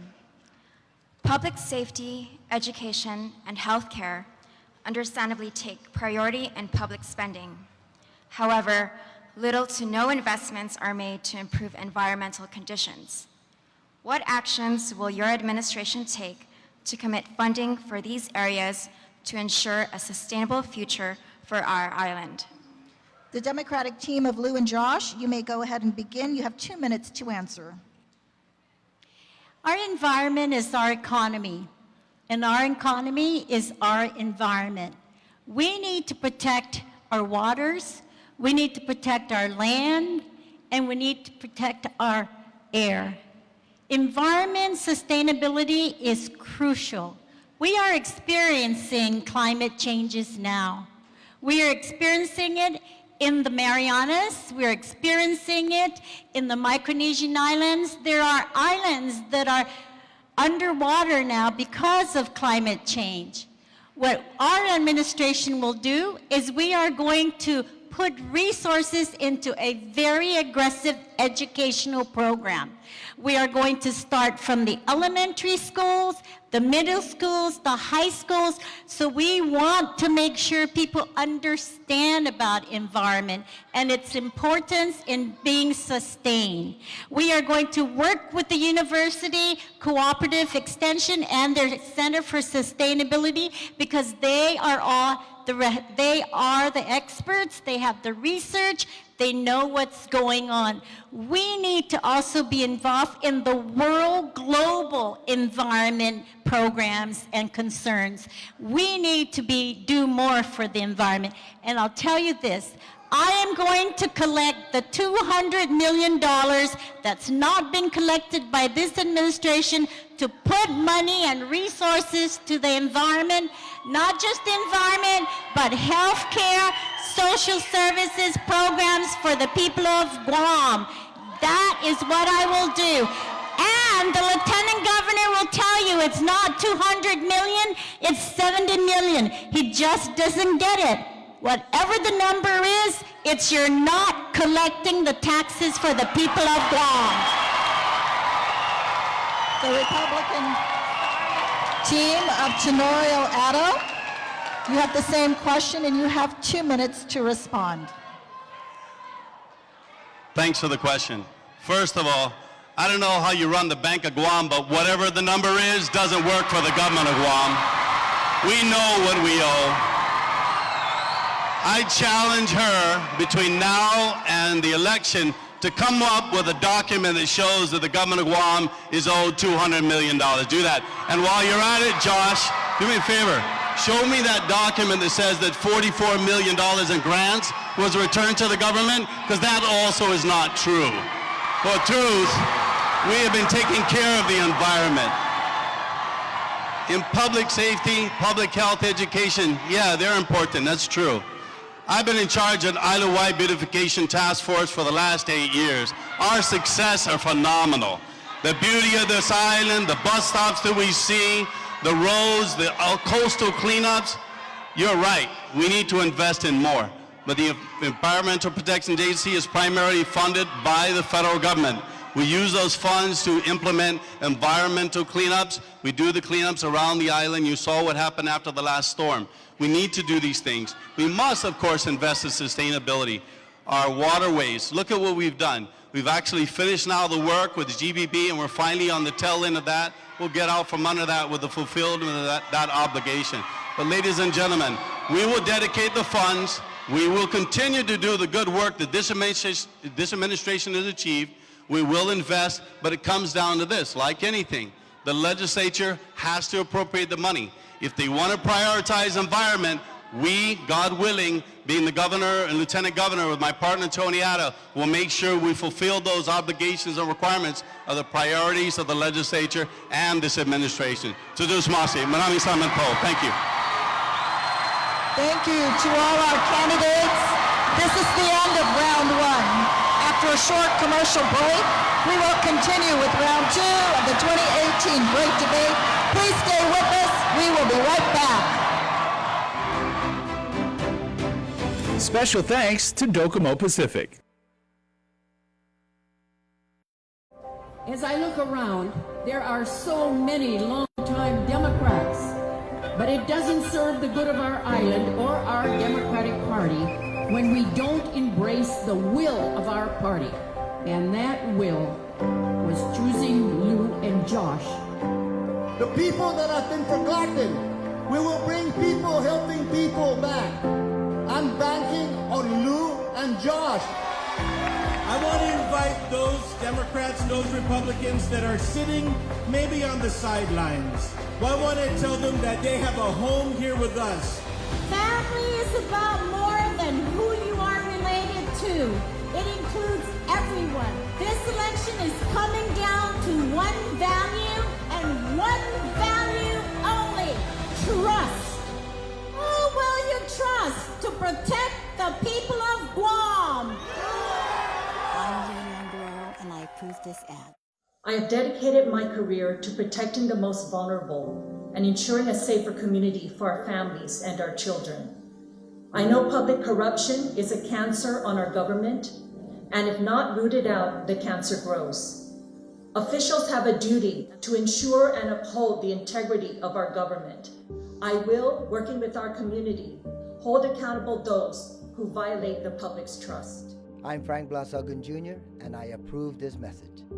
Mike St. Nicholas doesn't believe we are confident enough to govern ourselves. We don't want people who are not confident in their own self-governance to be voting on self-government. Yet, we pursued more self-government because we are confident we can govern ourselves. The only person who does not trust the people of Guam is Mike St. Nicholas. If he doesn't trust us, we can't trust him. Let's vote for Doris Flores Brooks, a trusted, experienced representative who believes and trusts the people of Guam. I'm Doris Flores Brooks, and I approve this message. Hi, folks. I don't have a lot of money to pay for fancy commercials or catchy jingles, but if you write me in as your governor, I will be the best governor you've ever had. And with Alicia Lim Tiaco by my side, we will put you and your families first. Thank you, si Jesus Masi, and maraming salamat po. I'm Frank Blasagun Jr., and I approve this message. As a nurse, I know it takes a special kind of person to do our job. You have to be compassionate, hardworking, and tough. You have to be a voice for those who cannot be a voice for themselves. And you have to do this every day without praise or acknowledgement. My friend Lou is a nurse, and she has all of these qualities. She will be a great governor, and I ask all of you to join me in voting for Lou and Joss. Ako po si Glynis Almonte. I'm in with Lou and Joss. This bill is very anti-quality of life because it does not consider the expense that the family will incur as a result of mandating treatment that most likely will not result in a quality of life outcome for the infant. I know and truly believe, Senators, that this is not the route you want to travel. We don't agree with what she said. In fact, she is dead wrong. Alicia and I are offering an alternative choice in leadership. One where every life is valued. Leadership that believes in life, believes in each and every one of you, and believes in Guam. On November 6th, write in Frank Ogun and Alicia Lim Tiaco. Thank you, si Jesus Masi, and maraming salamat po. I'm Frank Blasagun Jr., and I approve this message.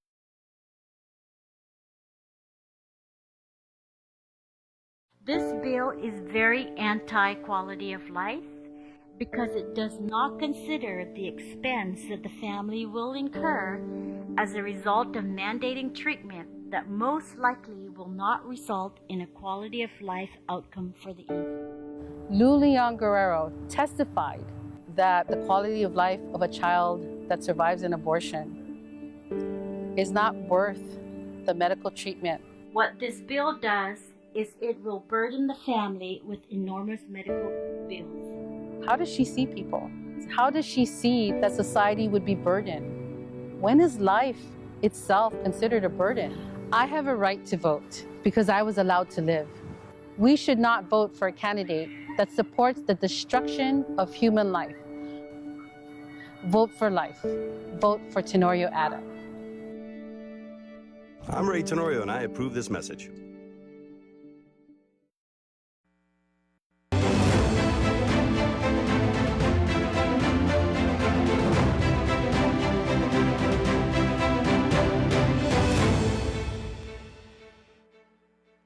Presence of a member of the SBPA Advisory Board, Mr. Marcus Fong.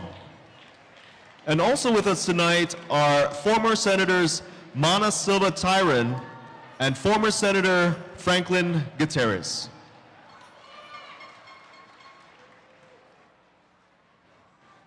We're waiting for our candidates to make it to the stage. As they make their way to the stage, let me tell you a little bit about round two.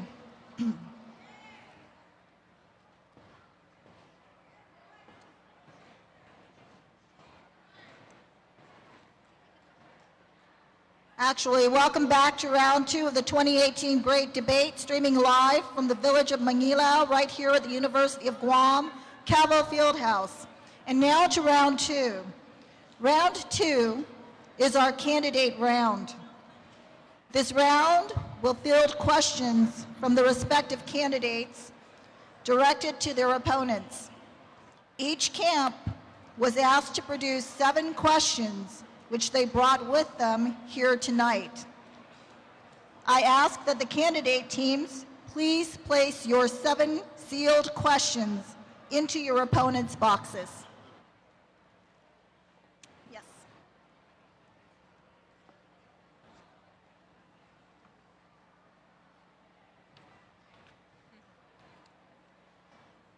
Thank you. From these submissions, 3 questions will be randomly drawn from each candidate team to answer. Candidate teams will decide who will answer the question posed. The questions were not released in advance and are only known to the respective teams. The format of the round is as follows. The random question will be drawn by the team. The answering team will have 1.5 minutes to respond to the question posed. Then the opposition will have 1 minute to respond. Finally, the answering team will have 1 minute to rebut and conclude. The first question will be for Republican team of Tenorio Ada. Will the team please randomly select the first question from the designated box near you?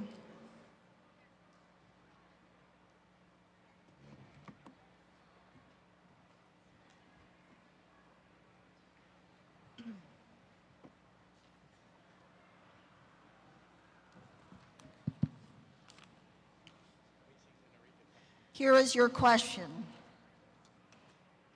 The Attorney General said in 2014 that the Calvo Tenorio administration gave more than 100 employees illegal retroactive pay raises, totaling nearly $1 million. Since this money has not been repaid, may the people of Guam have it back, please.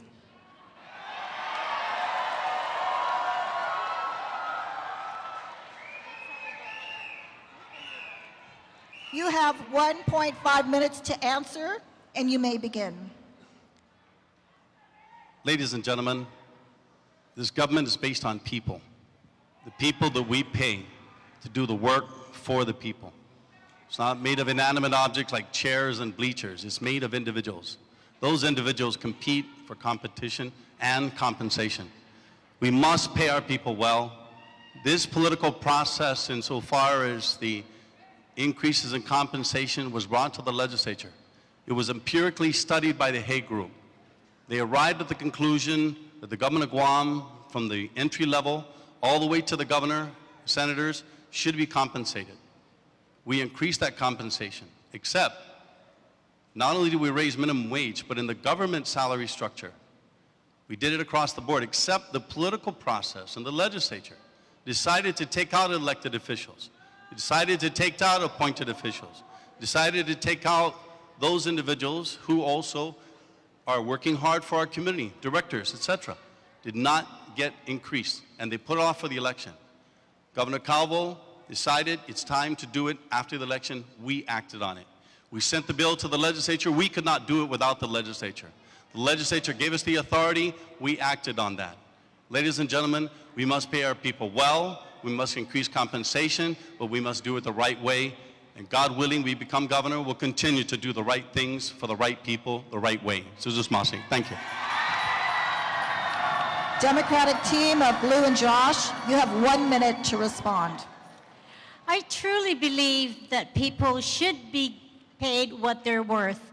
I truly believe that hardworking employees should be compensated well.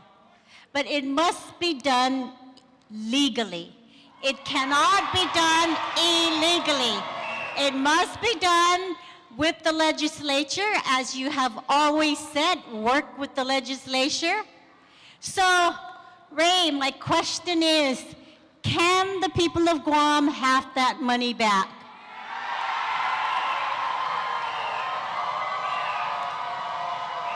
Republican team of Tenorio Ada, you have 1 minute to rebut and conclude. We operate within the law. We always operate within the law. And when we don't, we have a failure. We make sure we make it right. We correct it going forward. Ladies and gentlemen, any illegal acts brought through some judicial process, we brought to a close. But I want to ask my opponent. She talks about she believes people should be paid well. When the Tax Cut and the Jobs Act went through as a result of the December 2017 Act of the Congress, all the Hawaiian banks on Guam increased their minimum wage to $15 an hour. Bank of Guam did not. Will she do the same thing for their employees? I don't think so. Ladies and gentlemen, let's call a spade a spade. We pay our people well. We do things legally. Where we have problems, we resolve them. We're not perfect. No one is. No administration. My opponents will pull out and find out the problems of our administration, our government. We will honor those and we'll make them right. Ladies and gentlemen, it's not about the challenges. It's how you deal with challenges that define you. Thank you. The second question will be for the Democratic team of Lou and Josh. Will the team please randomly select your question from the designated box?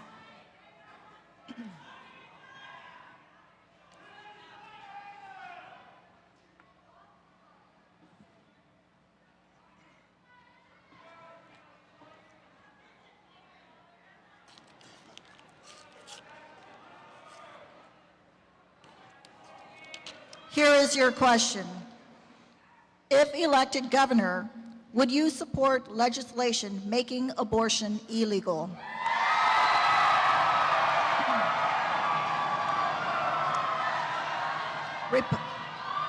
You have 1.5 minutes to answer and you may begin. No, I will not. The issue of abortion is a very complicated, very emotional, very traumatic for the woman to choose that option. I strongly advocate and strongly support the protection of the woman's right to choose whatever option she has for her reproductive health. But what has this administration done to provide the services and the programs for women so that they can choose life for themselves? The greater question is, what are you going to do with the 3,442 abused children? What have you done to provide the services in public health so we can decrease child abuse? You have abandoned the children of Guam. Republican team of Tenorio, you have 1 minute to respond.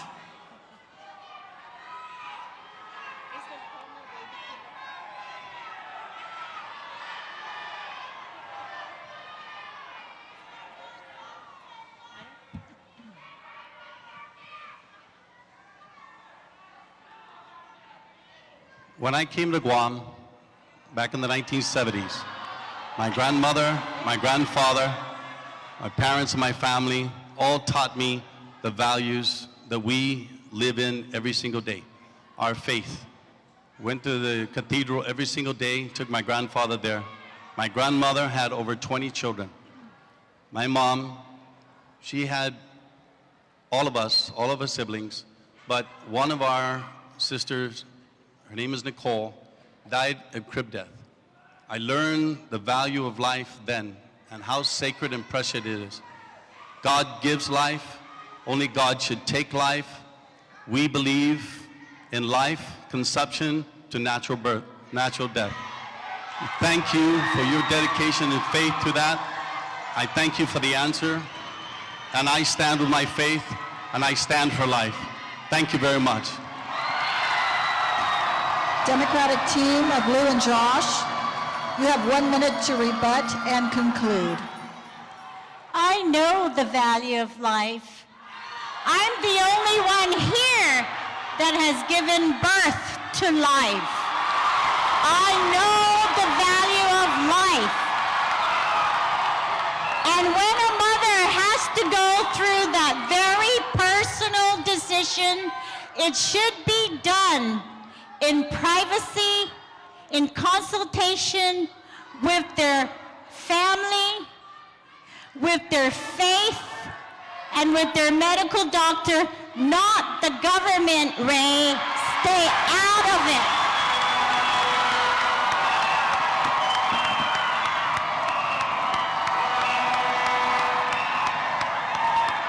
The third question will be for the Republican team of Tenorio Ada. Will the team please randomly select your question from the designated box?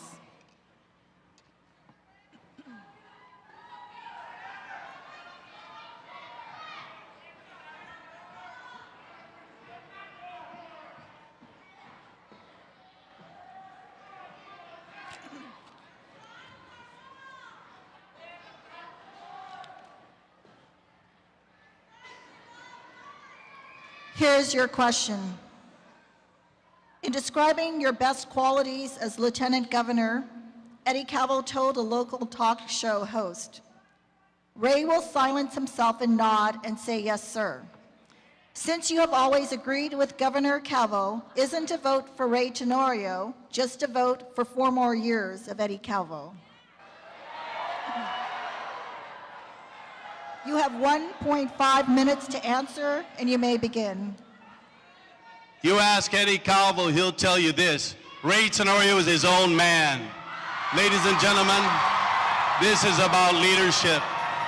From Carl Gutierrez, Paul M. Calvo, Joseph F. Fada, Ricky Berdalio, every single governor of Guam has been his own man. And ladies and gentlemen, I told Eddie when I decided I was going to run with him, I'll be the lieutenant governor like no other. And ladies and gentlemen, I've lived up to that. I believe in the vision. I believe in the support. And I believe in standing by someone. I believe in standing by values. We've improved the economy. We've improved tourism. We've improved every aspect of our government. We have problems. We will always have problems, ladies and gentlemen. But truthfully, the reality is in life, there will always be challenges. Dealing with those challenges is part of life. There will never be an administration that finishes 4 years without issues that need to be addressed. God willing, we become governor, lieutenant governor, I will not just be my own man. We have our own vision. We want to give free education to our high school students. We want to build a new hospital. We want to make sure we have an e-government. We want to do the things that our people deserve to make their lives better. I will be a governor for the poor, for those without a voice, for foster children, for the unborn, and for every person on this island. Thank you. Democratic team of Lou and Josh, you have 1 minute to respond. Thank you very much. So you say you want to build a new hospital. You say that you're going to give free tuition. Why haven't you done that in these last 8 years? Our team, we have been now working together for 2 years. We have a comprehensive plan of action to get this island moving again. And I promise you this, I will be a hardworking lieutenant governor, working every day to meet the challenges of Guam and to lift Lou's vision for Guam that is fair, safe, compassionate, and prosperous. Republican team of Tenorio Ada, you have 1 minute to rebut and conclude. I love that line. Every governor brings his vision. Every governor brings his priorities. And every governor needs a good lieutenant governor. And you know, ladies and gentlemen, my primo's right. He does work hard. But I wish that God gives us the blessing that my partner, Tony Ada, will be a great lieutenant governor, that we'll see these things to fruition. We'll do the things like Governor Calvo did, like taking the burden of the financial tax refunds off of the backs of the people, as my opponent's supporter wanted to keep it on the backs of the people. We put that financial burden on the backs of the financial institutions because our people deserve their tax refunds. Our people deserve better economy. Our people deserve and have got. And a result of this, we have a better island. We have achievement. We have improvements. We have progress, and you know it. Every single person on this island has seen the improvements in this administration. And ladies and gentlemen, God willing, and the Tenorio administration will see more. Thank you. So this is Masi. Maraming salamat po.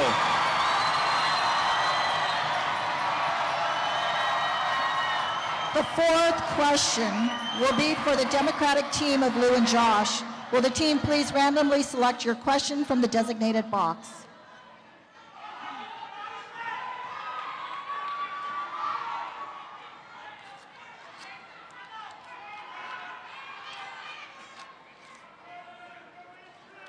Here is your question. If you're elected governor, will you pull all Gov Guam money and business out of the Bank of Guam? You have 1.5 minutes to answer, and you may begin. One more time.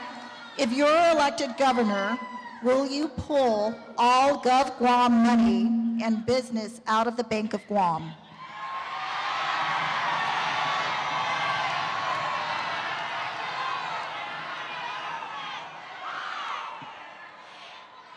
That will be up to the people of Guam. Because you see, the Bank of Guam is the people's bank. And you see, without the people's bank, this economy wouldn't be self-sufficient. Without the people's bank, people's homes would not be bought. Without the people's bank, your education will not be afforded. Without the people's bank, small businesses cannot be created. Small businesses cannot be expanded. Jobs cannot be created. So it will be up to the people of Guam. And I'll tell you, the people of Guam is for the People's Bank. Republican team of Tenorio Ada, you have 1 minute to respond.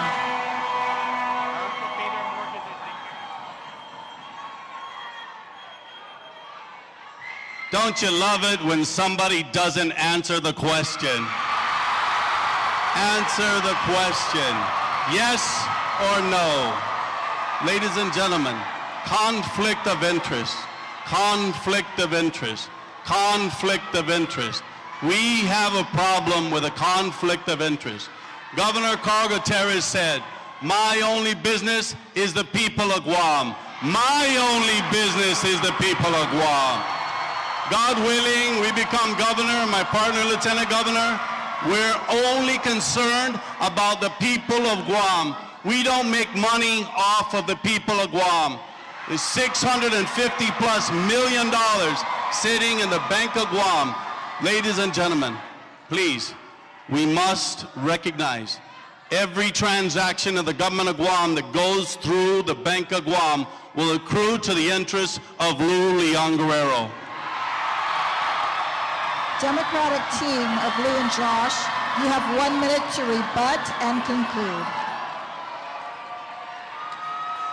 Well, he knows a lot about conflict of interest since he's the one that sent the bill down to the legislature to give himself a pay raise, and then he signed it himself. Ladies and gentlemen, he is dealing with the conflict of interest with Calvo Select Care following the law. We will do the same. We will follow the law, we will follow ethics, and we will name an ethics commission for the first time in 40 years. That's how a conflict of interest will be taken care of. Our administration will be more transparent. Every single board and commission meeting will be streamed online. You will know what's going on in the government because it's going to be open up for all of you. Thank you.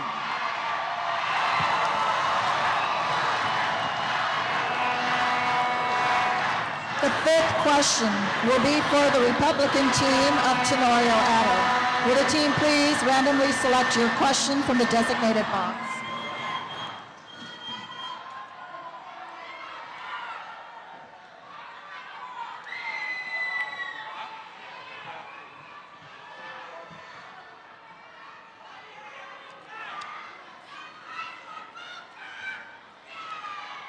Here's your question. More drugs are coming to Guam than ever before, prompting your administration to declare Guam a high-intensity drug area to the federal government. How can you tell voters we are safe in one breath, but declare we are flooded by drugs in another? You have 1.5 minutes to answer, and you may begin. Every community in this world is facing a drug problem. Every society, every generation, every community. We have not just taken $100 million of drugs off the street. We have done the Mandania Drug Task Force, the Mandania 2.0. We put more police cars out on the street. The reason we went for the high-intensity drug trafficking is we want to save lives. There's an opioid epidemic on the way, ladies and gentlemen. There's something called fentanyl that's going to kill people when they use the drugs. We must help people. We must help public safety. We must use federal resources which HIDA makes available to us.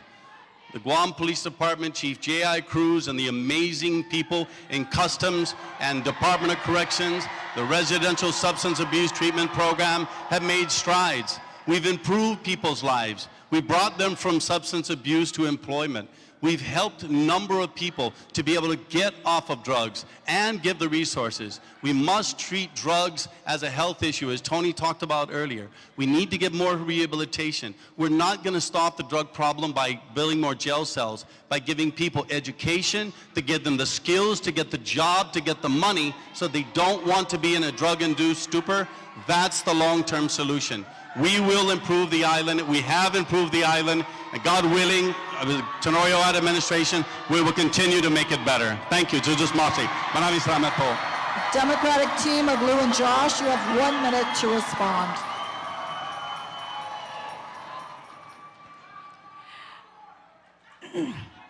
Ray, the people of Guam are tired of task forces. They want action. So why do we only have 191 patrol officers when by law we're supposed to have 464? Why does Dedido only have 37 when they're supposed to have 176? In our administration, the first thing we're going to do is give those police officers the help that they need. We cannot continue the same and more of the same, Ray.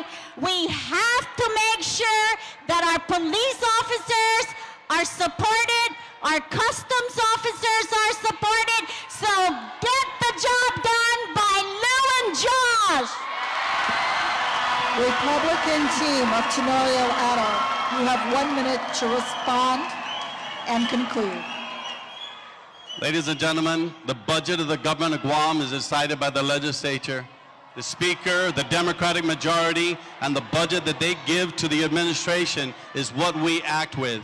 No administration has ever had 400 officers. That is a pipe dream. Lou Leon Guerrero has been on the 10th floor of the Bank of Guam a long time out of the government. She does not remember how budget processes begin and end. We execute. We hire more police officers. We hire more customs officers. We give them the resources and the vehicles. But the drug problem is not a matter of more jail cells. It's about building better people, better individuals, better jobs, better economy, a better future.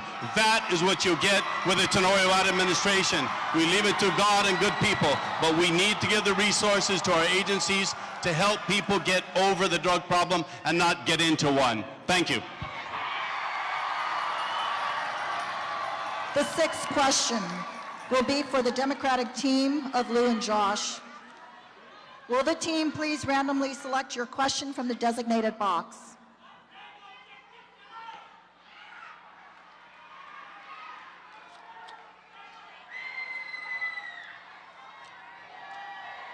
Here is your question. Why doesn't your bank's employment profile reflect Guam's ethnic diversity? You have 1 point. I'll repeat the question. Why doesn't your bank's employment profile reflect Guam's ethnic diversity? You have 1.5 minutes to answer, and you may begin. Our Bank of Guam, the People's Bank, does have diversity. We have Koreans working there. We have Vietnamese working there. We have Micronesians of all island nations working there. We have Filipinos working there. We have Haoles working there. We have Japanese working there. We have Chinese working there. So Ray, get your research right and get your facts right. The people of Guam deserve good information. And who knows better the information than myself? So Ray, please get your facts straight. Republican team of Tenorio, Ada, you have 1 minute to respond.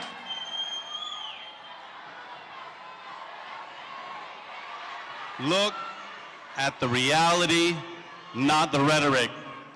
The reality is the microcosm that is Guam, the Filipinos, the Palauans, the Chukis, Marshallese, Japanese, Chinese, all different ethnicities that live on our island. The Chamorros, this is Tanui Mansamoro. But the Bank of Guam does not represent a cross-section of this island community if you look at the reality. And the reality is that this government of Guam truly reflects a microcosm of the government of Guam and the people of Guam. We have my former chief of staff, Dong Cho, Korean, Leila Uong, Palawan. So many people in our community and our government are working in this government, and they make the ethnicity. We need to have all the companies in the government of Guam, companies in the island of Guam, make sure as best they can, they represent the reality of the demographics of all the people of Guam. Thank you. Democratic team of Lou and Josh, you have 1 minute to rebut and conclude. No one here knows more about the People's Bank than myself. I know my employees there, Ray. I know my employees there, Ray. And that's great that you have all those diverse employees. I agree, and I respect, and I support diversity, not just at the bank, but in government and on our island. We are a diverse cultural people, and we welcome all cultural diversity to our island. And I want to improve the lives of every cultural diverse individual in our people of Guam. I love my island, and because I love my island, I want to improve the lives of Thank you to all our candidates. This is the end of round one. After a commercial break, we will continue with the third and final round of the 2018 Great Debate. We promise you that you don't want to miss this.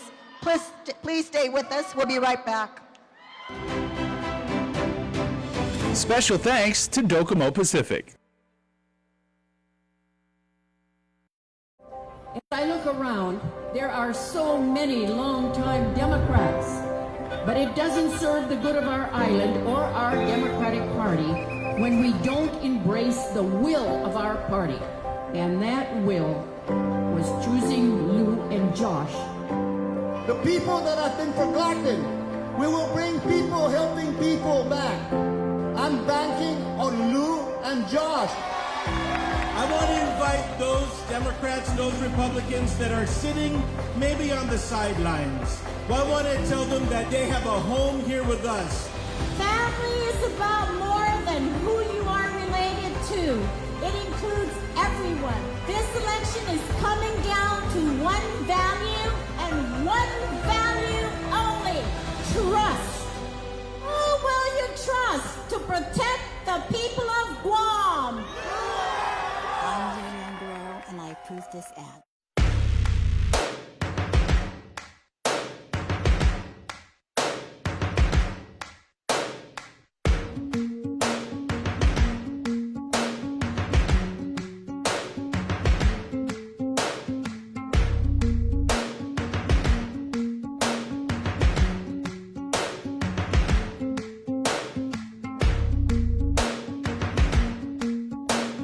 My name is Frank Blasogin Jr., and I approve this message. Mike St. Nicholas doesn't believe we are confident enough to govern ourselves. We don't want people who are not confident in their own self-governance to be voting on self-government. Yet, we pursued more self-government because we are confident we can govern ourselves. The only person who does not trust the people of Guam is Mike St. Nicholas. If he doesn't trust us, we can't trust him. Let's vote for Doris Flores Brooks, a trusted, experienced representative who believes and trusts the people of Guam. I'm Doris Flores Brooks, and I approve this message. Hi, folks. I don't have a lot of money to pay for fancy commercials or catchy jingles, but if you write me in as your governor, I will be the best governor you've ever had. And with Alicia Lim Tiaco by my side, we will put you and your families first. Thank you, si Zeus Masi, and maraming salamat po. I'm Frank Blasogin Jr., and I approve this message. Intelligent and quite talented. He just happens to be deaf. Unfortunately, individuals like you have been treated quite differently in our community. I'm running for senator to stand up for Guam's most vulnerable, our elderly, our youth, our people with disabilities, and our ailing veterans. Ben is just like me. He does more, speaks less, and he hears me. Vote Ben Servino for senator. This bill is very anti-quality of life because it does not consider the expense that the family will incur as a result of mandating treatment that most likely will not result in a quality of life outcome for the infant. I know and truly believe, senators, that this is not the route you want to travel. We don't agree with what she said. In fact, she is dead wrong. Alicia and I are offering an alternative choice in leadership. One where every life is valued. Leadership that believes in life, believes in each and every one of you, and believes in Guam. On November 6th, write in Frank Ogden and Alicia Lim Tiaco. Thank you, si Zeus Masi, and maraming salamat po. I'm Frank Blasogin Jr., and I approve this message.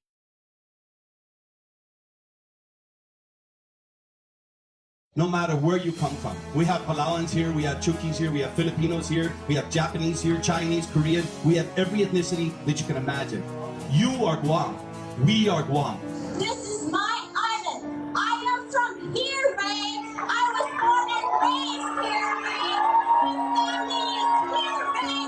And I am more qualified to be governor of Guam.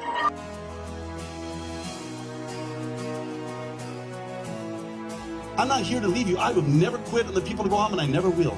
I am only here to serve you, just like my partner Tony. We're going to do this because we care about you. My family and my friends need and deserve a better Guam.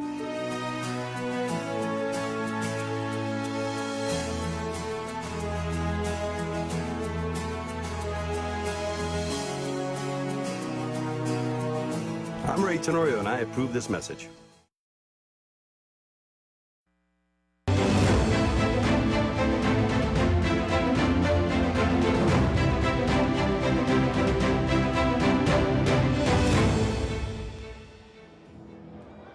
Hafide, welcome back to KUAM's coverage of the 2018 Great Debate, and we have a very comfortable man in the front seat who doesn't have to work tonight. How are you feeling tonight, Gov? Well, I'm much less stressed than I was in the last debate because I'm not up there. But I've been, again, the biggest cheerleader there for Lieutenant Governor Tenorio and Tony Anna, and they're doing a great job. Definitely the stress coming off your back here as we go down to the end of your term as governor, but a lot of shots taken as your administration as well. You expected this? Of course. It's the opposition. In fact, if you look at her negativism, it's all focusing on how bad things are. I guess what can you do when you look at the reality of we came in 13% unemployment, we're at 4% unemployment. We have over 60,000 people working in this island. Wages have gone up, and you add the earned income tax credit, that's even more for the lower income folks. The environment, we planted 300,000 trees. We're the first government to sue the federal government for polluting our island. We've worked on the Commission of Decolonization, finally funding the education. There's so many good things happening, and I'm surprised because it appears that Senator Leon Guerrero has been too much in that ivory tower up there in the bank, and she's lost track of what is really happening with this island. And as far as I'm concerned, it's going on the right direction. But we needed to continue, and we needed to continue with a Tenorio administration. There's a lot of talk with the discussion here today. I mean, the big question. Well, I did notice one thing. With a lieutenant governor, it's always about we. It's about inclusion. I noticed a whole lot of stuff about I, me, from the opposition side. As far as I'm concerned, there's a big difference between government of Guam and the Bank of Guam. When you say that the Bank of Guam is owned by the people of Guam, I think if you look at the shareholders of the Bank of Guam, maybe about 70% of it is owned by one family. So I don't think the Bank of Guam is owned by the people of Guam. So I just want to make a differentiation there in what Senator Leon Guerrero stated. As a matter of fact, it's important for the next governor that they focus, that they know that the shareholders are not one family, but it is the people of Guam, and that's the difference between the government of Guam and the Bank of Guam. Yeah, one thing that Senator Leon Guerrero got to mention during her response had to do with the drugs, and she had mentioned that the administration has continuously put on task forces rather than just putting into place action. You know what's happened? We've confiscated $100 million in drugs. We've incarcerated, there's been a lot of arrests. We've actually done both sides. By the way, we've deported about close to 70 criminals that were non-citizens that are taking drugs and have committed crimes against our people. We've also done, in the other end, we've hired behavioral health therapists for drug rehabilitation at Behavioral Health and Wellness. So we're looking, by the way, we've also, at our prisons, got workforce training. We graduated a bunch of prisoners. Once they got out, they had trades, skills, and they're working they went straight to a construction company.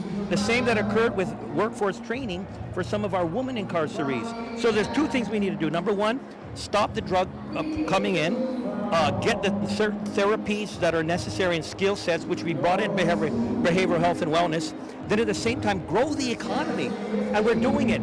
I've had to sign 1,700 H-2B certifications for jobs ranging between $14 and $36 an hour. The next governor is going to have to sign another 2,000 for foreign workers. Well, we believe this is an opportunity, and I know with Ray and Tony at the helm, on getting the education, getting those free education for the Guam Trades Academy, for Guam Community College, so that we can have folks that have HVAC skills, plumbing, masonry, electrical skills. Get them these jobs that pay between $14 and $36 an hour. So I'm excited. Like I said, I feel bad for the opposition because they're looking at everything like this island is falling apart. As far as I'm concerned, it's the best it's ever been, and it's even going to get better with Ray and Tony. Thank you, Gov. We'll let you go at that. We'll have our regular analysts come on. Thank you, Gov. Now. We'll see. Take care. Thank you. Thank you for talking and reminding us again of your track record. All right, guys. As the Gov makes his way off camera here, we're going to bring in our analysts. They'll return so that we can ask them we have what Juan they Carlos thought. Benitez, we have Dr. Ron McNinch, and we have Adrian Cruz to tell us who's winning at this point. Again, we're mid-game. Yeah, we were kind of asking a lot of the people Who do you think behind was stage, winning? who do you think had the upper hand? Some, of course, saying Ray, others, Lou. It all depends on who you vote for. We'll have you here in the middle between us. Dr. McNinch and Adrian. Dr. Manich. All right, guys. So thank you again for joining us for this. Everyone, you can see just the amount of excitement and everyone just walking back and forth in the frame here. A lot of it happening back behind us as well. But our analysts, thank you again for joining us. Who won? Who's winning, rather, at this point, because we have one more round. Well, I think they both have bloody noses right now, so we'll see. I think each of us will consider that we feel that our candidate is winning. But I can tell you there's a lot of energy in the air.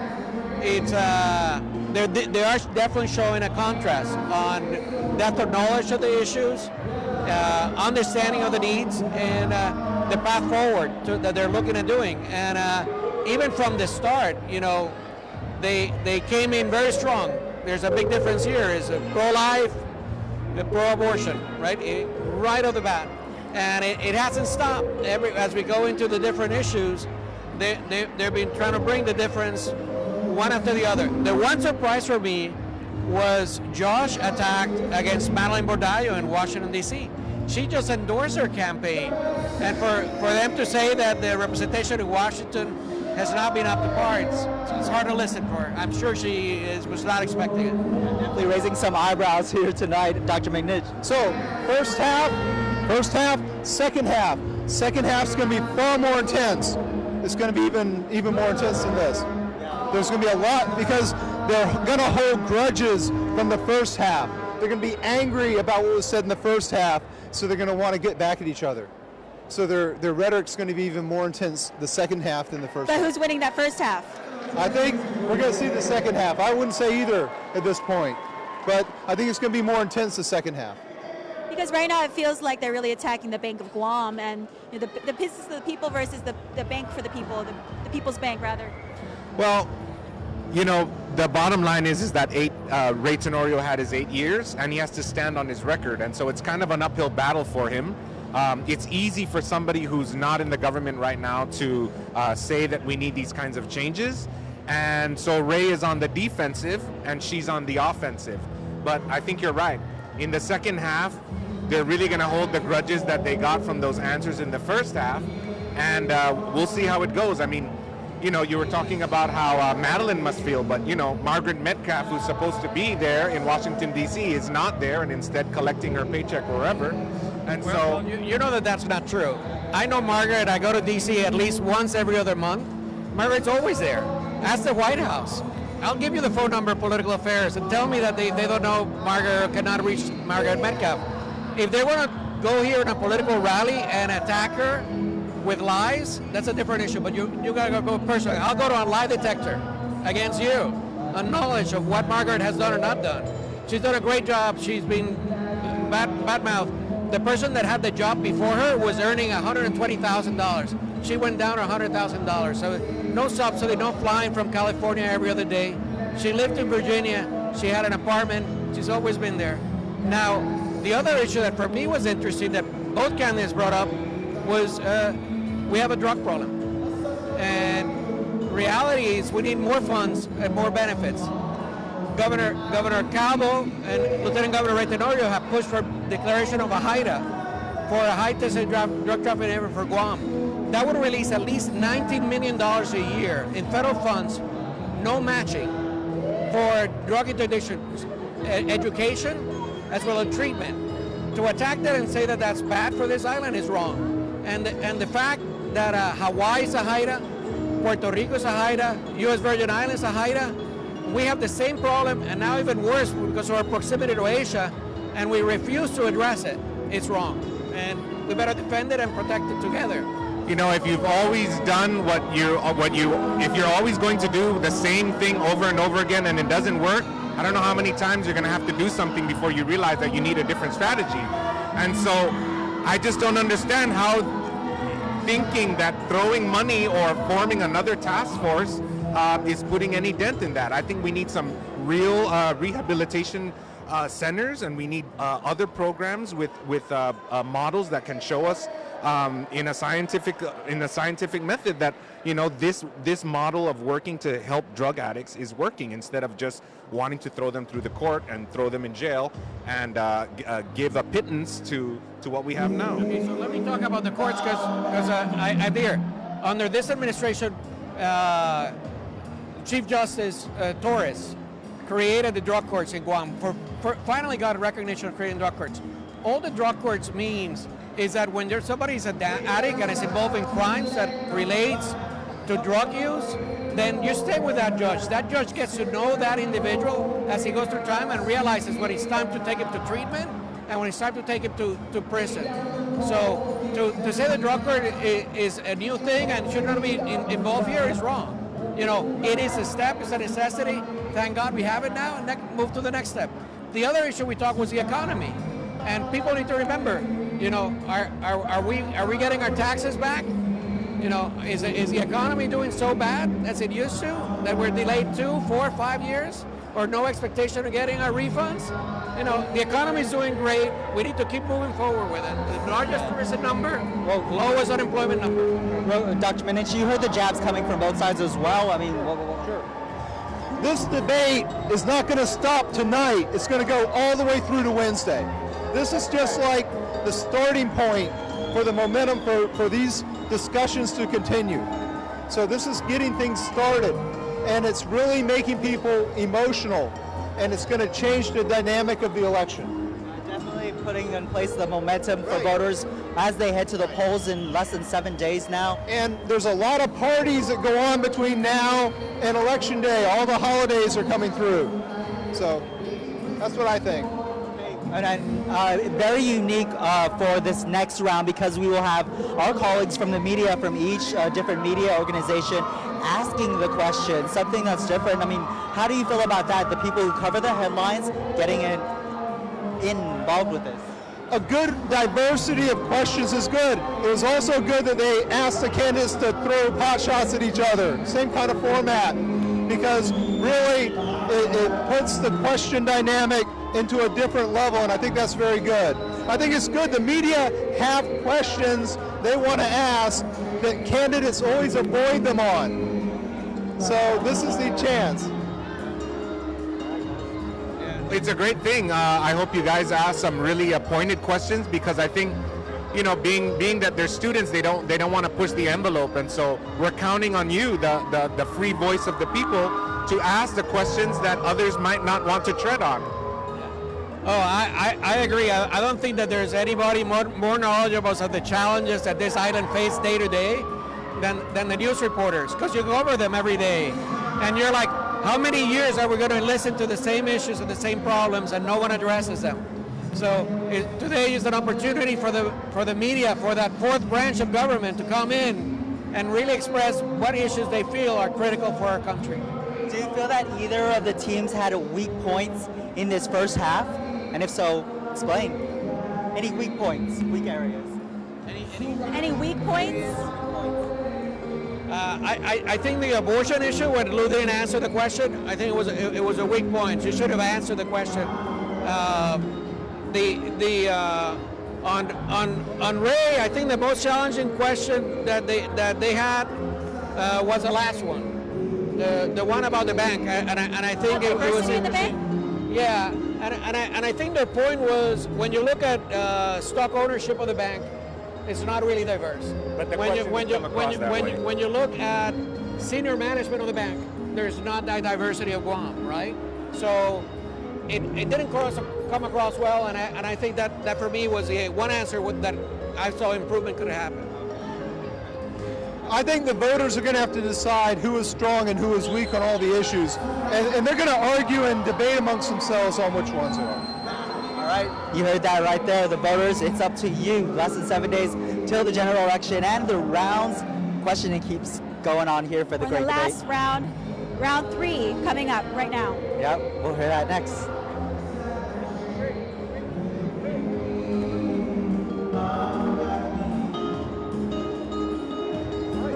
Thanks, gentlemen. Thank you. Thank you, thanks. Who's the after party? Is it y'all? I guess, yeah. Okay. Zeus Mas, everybody, for letting me play some music for you guys. Have a wonderful night, everybody. Will Megan Hickey from the Marianas Business Journal please join us on stage? Megan Hickey.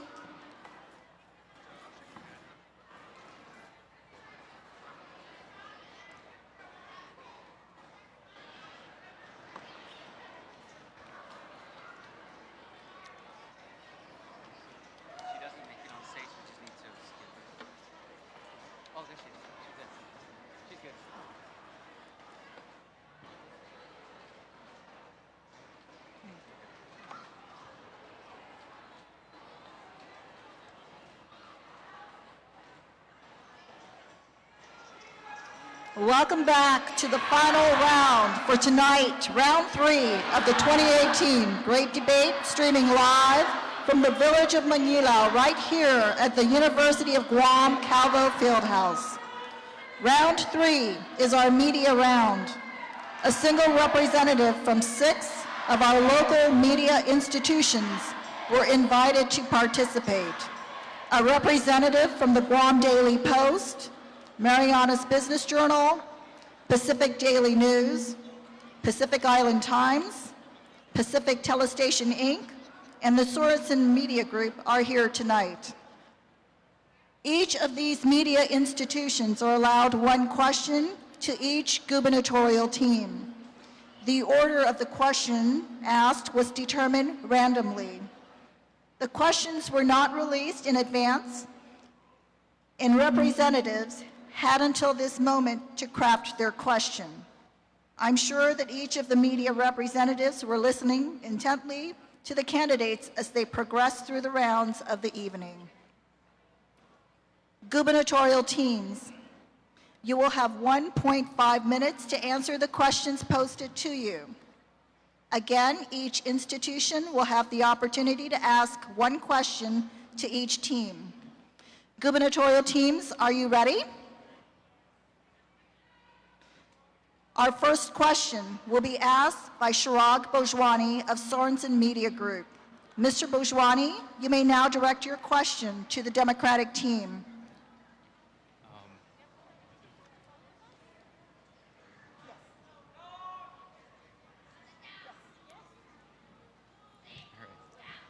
Gov Guam banks at the People's Bank. Your opponents highlighted your ties to the Bank of Guam as a conflict of interest. If elected as governor, how would you go about procuring banking services so that there's no appearance of impropriety? Well, I'll be handling that as a lieutenant governor because obviously, Lou Leon Guerrero has been the president of the Bank of Guam, and by our laws, she will be recused from making any decisions or having any influence regarding any banking service in the government. And so I'll be following suit. I'll be following what Lieutenant Governor Tenorio is doing already with the Calvo family and Calvo Select Care for Insurance. Follow the law. But of course, as I said earlier, we will make sure that our administration is going to be more transparent.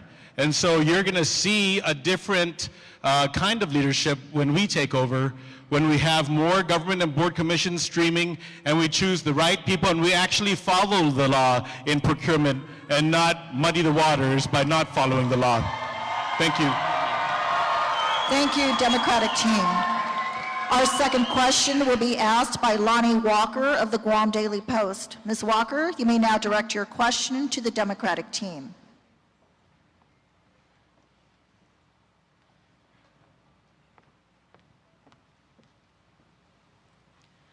What specific actions, if any, would your administration take to reduce the size of government?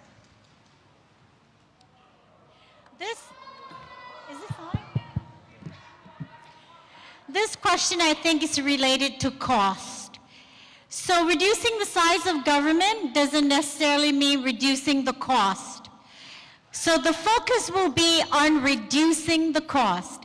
And if it means downsizing government, then that will happen. But I will get people together and look at how we can efficiently make the government more efficient, because there is a lot of waste in government.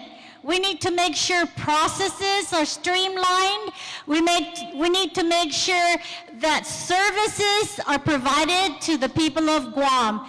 How disappointing is it when a business person has to take 3 months to get an occupancy permit? That is so costly to that business person. So efficiency, increasing efficiencies to the government of Guam is very crucial.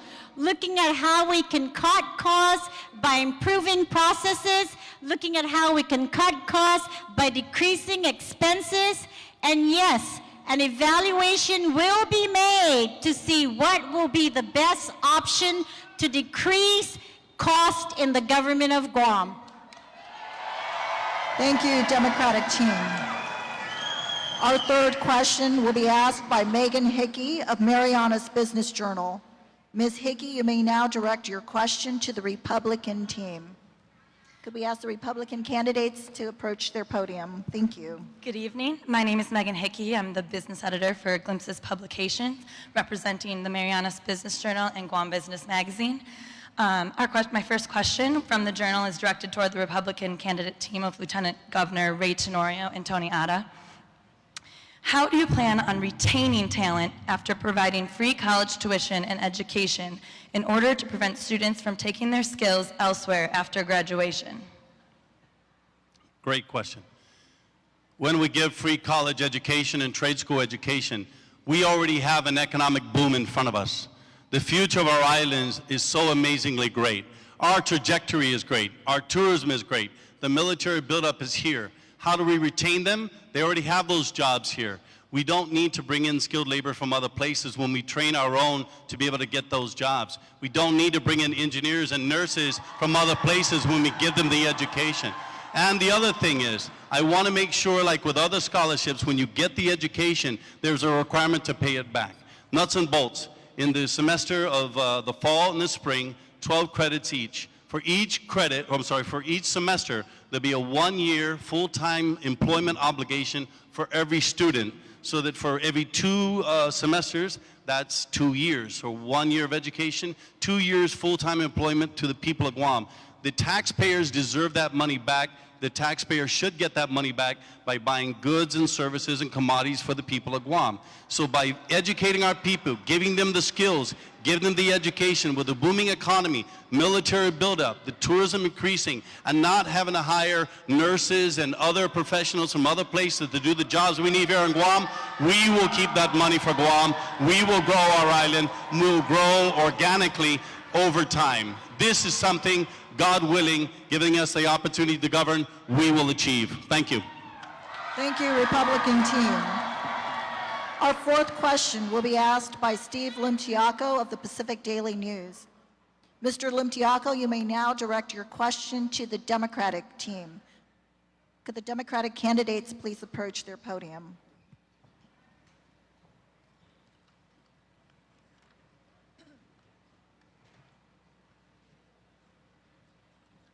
Okay, my question is, what will you do to improve the standard of living for the thousands of regional migrants who call Guam home but who can't vote in this election?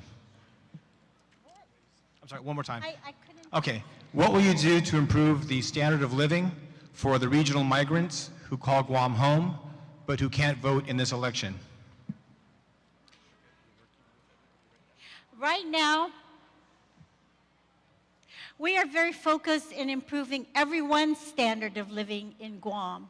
We want to make sure that even migrants that come from Micronesia are also participating in that improved quality of life and standards of living. A lot of that is going to be, I work very closely with the Micronesians and the island sovereign nations, so I know their struggles, and I know that they are wanting to uplift their lives. So they come over here to Guam to get the quality of education, to be able to work and lift their quality of life. We are a very welcoming island. Our culture is very welcoming, and so I will make sure that they are able to educate themselves. I will make sure they participate in whatever affordable housing we have. I will make sure that they participate in decreased cost of food when we start using the farmers out there to provide our own local agricultural product. So the standard of living in the Micronesian is improved because our community's standard of living is going to be improved and uplifted in the Leon Guerrero Tenorio administration. Thank you, Democratic team. Our fifth question will be asked by Chris Barnett of Pacific Telestation, Inc. Mr. Barnett, you may now direct your question to the Democratic team.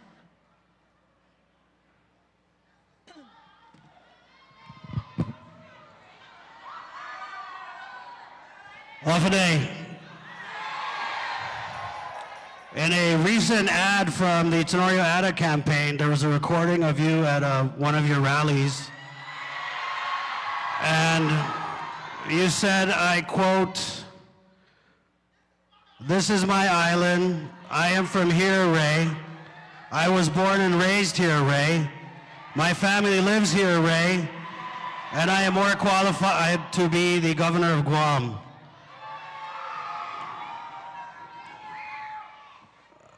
As someone who wasn't born here on Guam myself, and speaking for a lot of other Chamorros and people who live on Guam and weren't born here for whatever reason, can you please clarify your comments and also tell me if the fact that Ray Tenorio is not Chamorro by blood matters in terms of him being elected governor?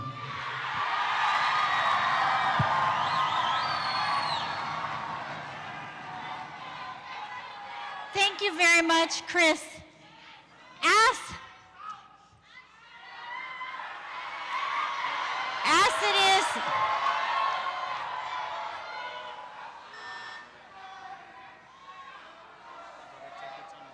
As it is, that statement has been taken out of context. What was not said is that Josh and I are going to provide the needs of our people of Guam. And that is because we love our island, we love our culture, we love our people. And I was making a distinction that I am part of our people here. I am born and raised here. I was talking about the love of my culture, the love of my people, and my qualifications to be able to be governor of Guam. Thank you, Democratic team. May I please remind the audience to allow our presenters to complete their statements and not to interrupt while they are speaking. Our sixth question will be asked by Bruce Lloyd of the Pacific Island Times. Mr. Lloyd, you may now direct your question to the Republican team.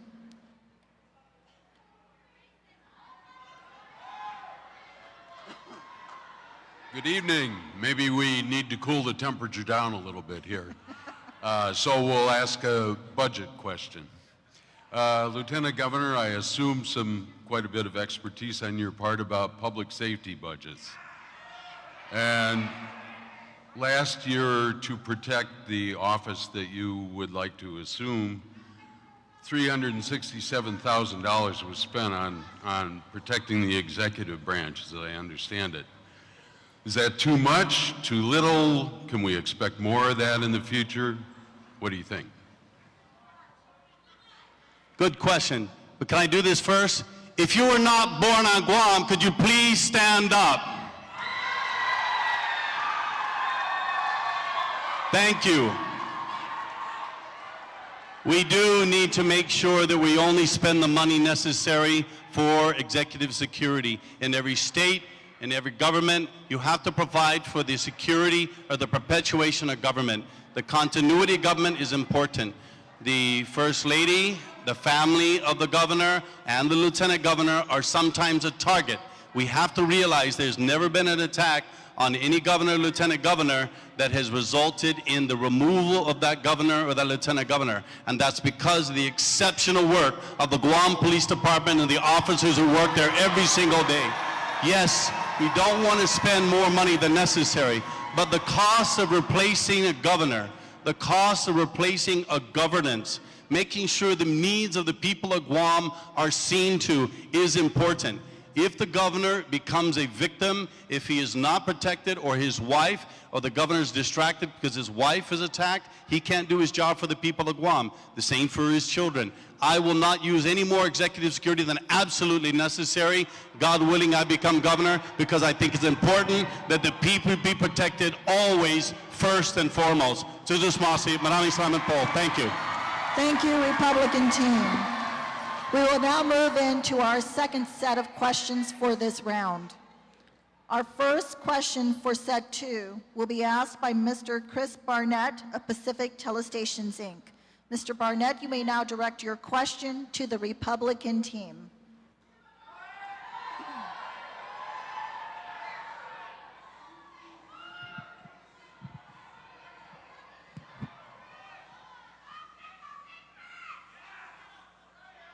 Off a day. Cortec owed GovGuam $3 million in liquidated damages for major delays on a construction project that they were fired from by DPW. Cortec did not have to pay the $3 million, and DPW was forced to strike Cortec's termination from the record as part of a recent settlement.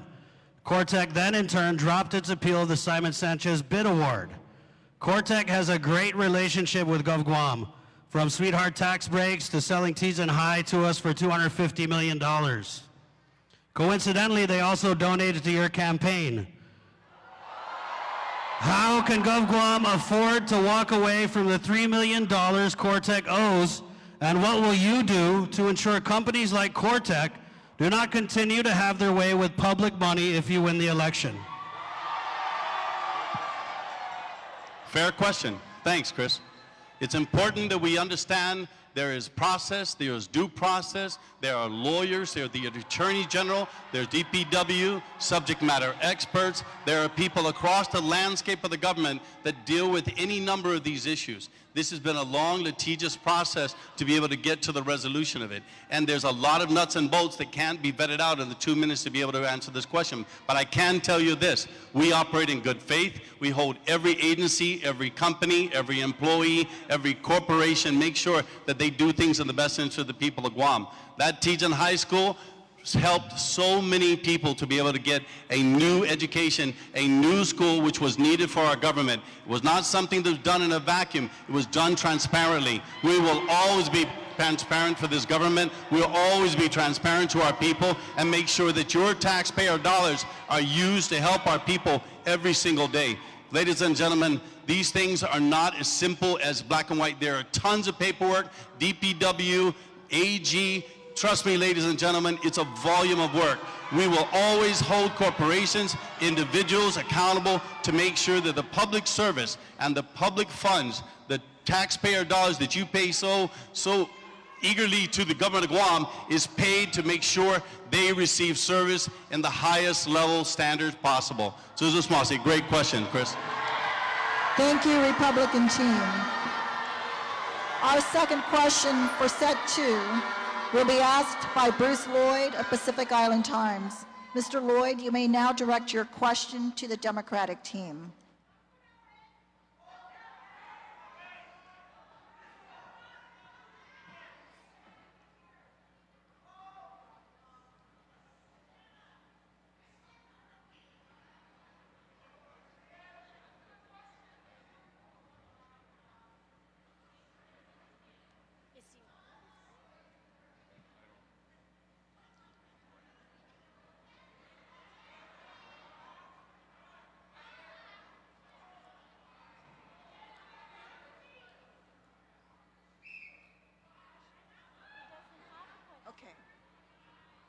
Okay. All right, Mr. Lloyd, so we don't have a question prepared for the candidate team? I'm sorry. Okay. The wrong team. Okay. Okay, so your previous question was to the Republican team, and so now your question would be to the Democratic team. Okay. I'm sorry, I was prepared for the other team. Okay. My mistake. All right, thank you, sir. Our third question for set 2 will be asked by Chirag Bourjwani of Sorensen Media Group. Mr. Bourjwani, you may now direct your question to the Republican team.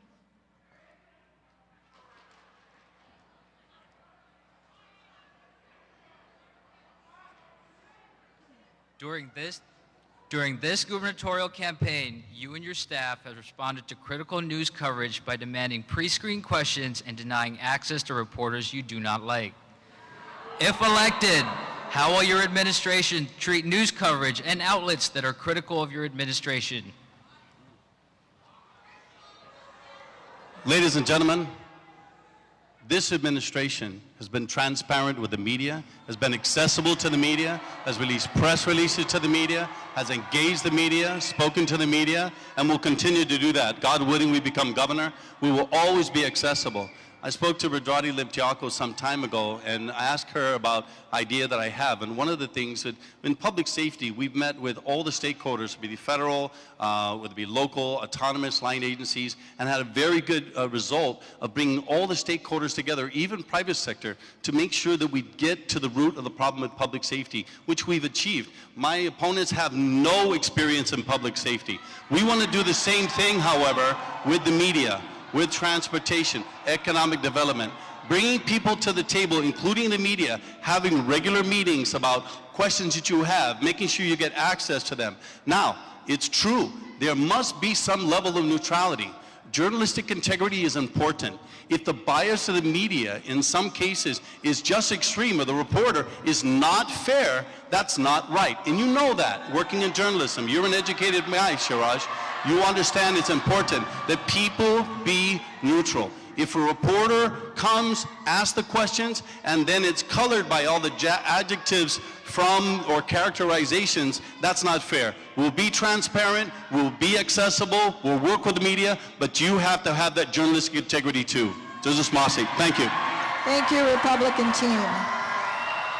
Our fourth question for set 2 will be asked by Steve Limtiaco of the Pacific Daily News. Mr. Limtiaco, you may now direct your question to the Republican team. Hey, Governor.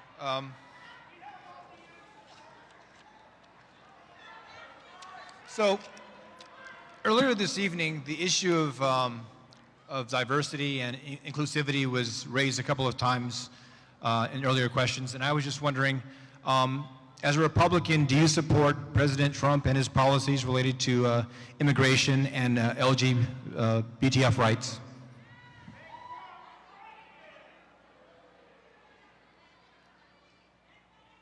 We're not going to always agree on everything, but ladies and gentlemen, I do agree with President Trump on many of his policies, one of which is if you come to the United States, come legally. I think it's important we respect every person and their rights, whether they become the LGBTQ community or individuals that come to our society. Our people of Guam, every single one of them, my children, they had to take off to go to school for tomorrow morning, but they were here earlier. They're half Chuukese. They've been productive members of the community. My daughter served in the Army, and so did her husband. They have been good, productive members of the community. We must respect every person that comes into our society. We must give everybody the opportunity. We must make sure that people, that migrants come here, are contributing to our community. And I think we all know that. My brother-in-law and my sister-in-law, they're half Pohnpeian. We have so many people that come from so many walks of life that come to our country seeking better opportunities. We do need to have diversity. Diversity is what makes us stronger. And my opponent, however, says, this is my island and I'm better qualified to be governor. That doesn't make sense. That's not about diversity. And when she talks about in her last Sunday event, when she said something to the effect of, I'm going to work for the real people of Guam. Let's work for all the people of Guam. Let's work for everybody. Ladies and gentlemen, let's be fair to everyone. Thank you, Republican team.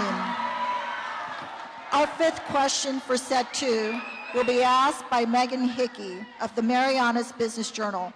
Ms. Hickey, you may now direct your question to the Democratic team. The Journal's second question is directed toward the Democratic candidate team of Lou Leon Guerrero and Josh Tenorio. If you will, as you claim, put more police on the streets, more customs officers at the port, and provide more funding to Guam Memorial Hospital, where specifically will that money come from?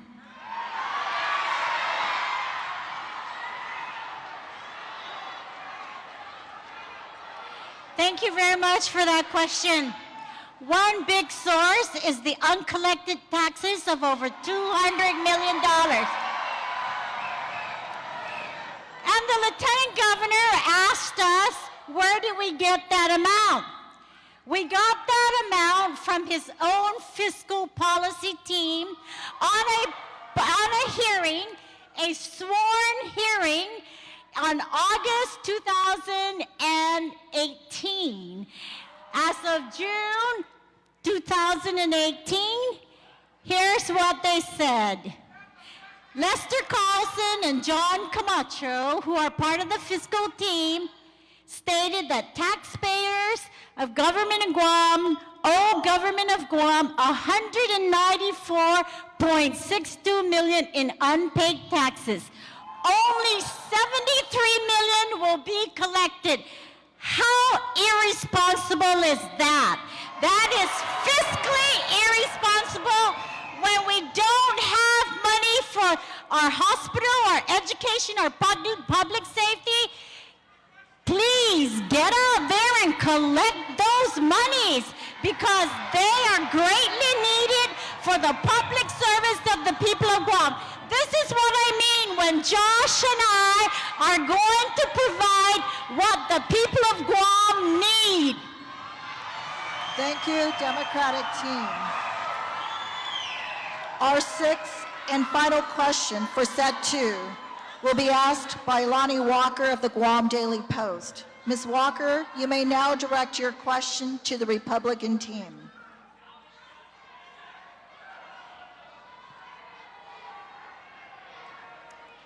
Mass shootings are becoming all too common in the mainland.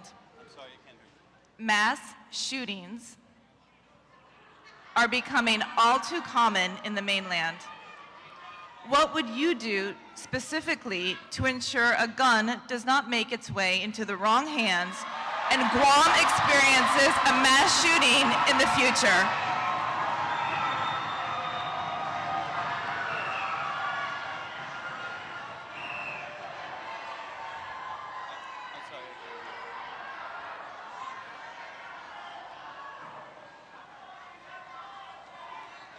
Mass shootings are becoming all too common in the mainland.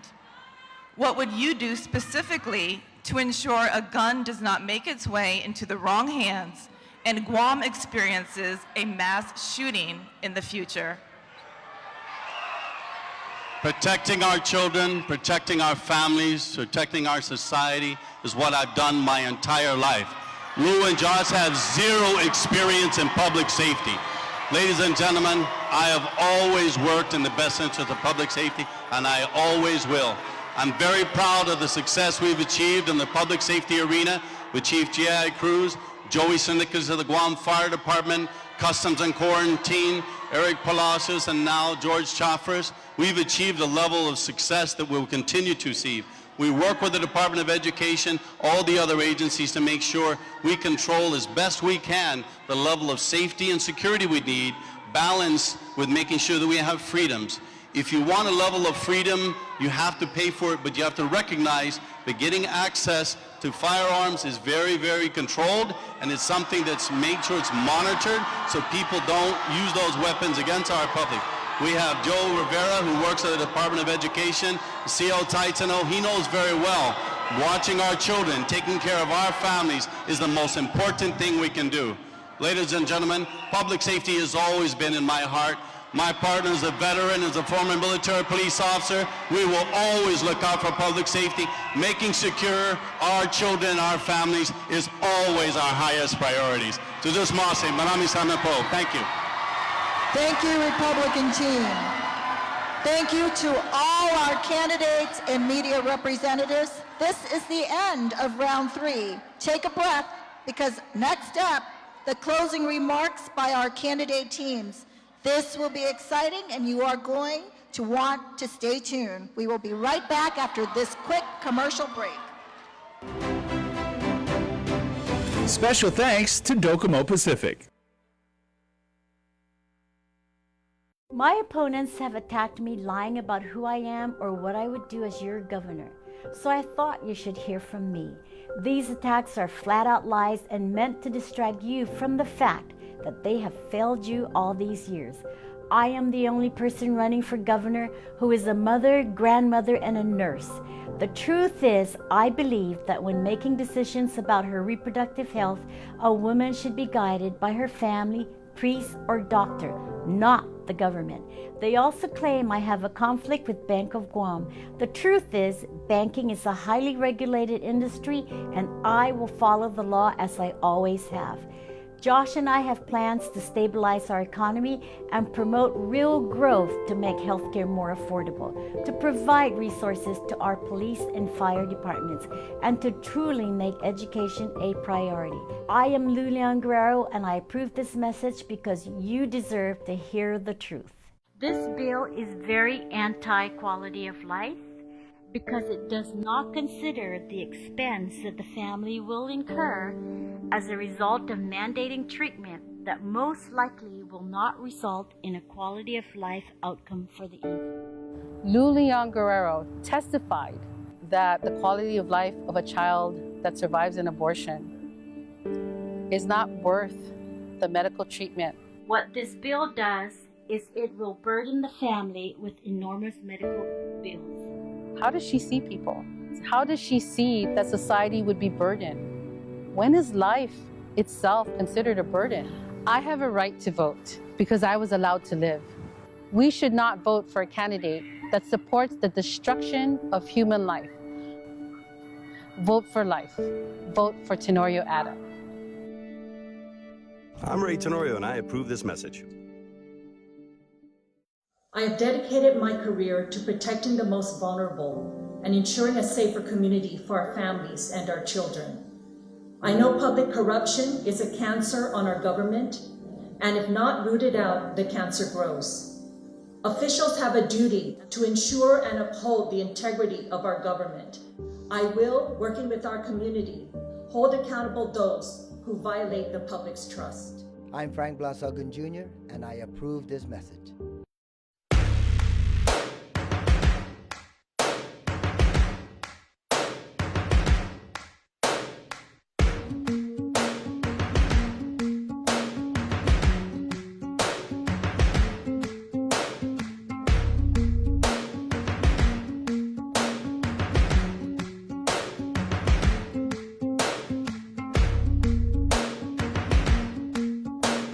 My name is Frank Blasogun Jr., and I approve this message.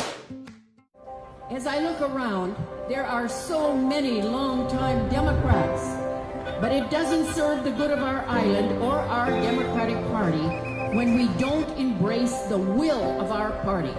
And that will was choosing Lou and Josh.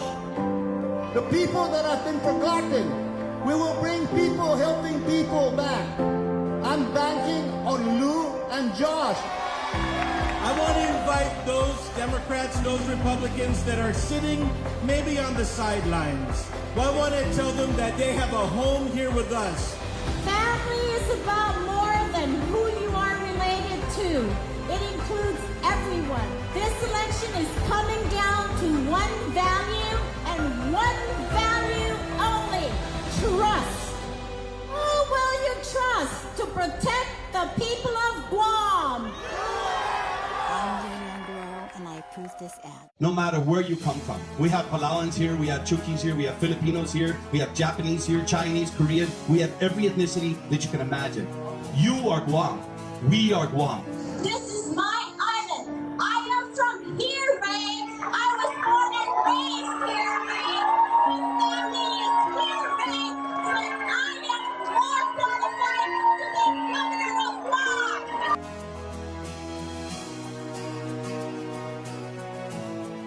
I'm not here to leave you. I would never quit on the people of Guam, and I never will. I am only here to serve you, just like my partner Tony. We're going to do this because we care about you. My family and my friends need and deserve a better Guam.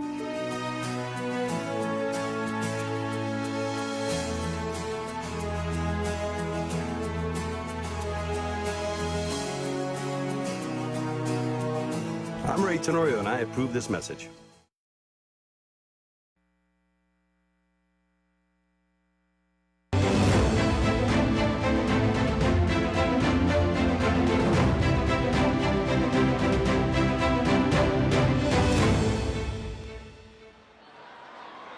Welcome back to the 2018 Great Debate, streaming live from the village of Manila, right here at the University of Guam Calvo Fieldhouse. This is it. The candidates will now present their closing remarks. For the closing remarks, each team will have 3 minutes. The teams may each decide how they will present their closing statements. They must, however, decide within the allotted time. The Democratic team of Lou and Josh, you are up first. You may begin.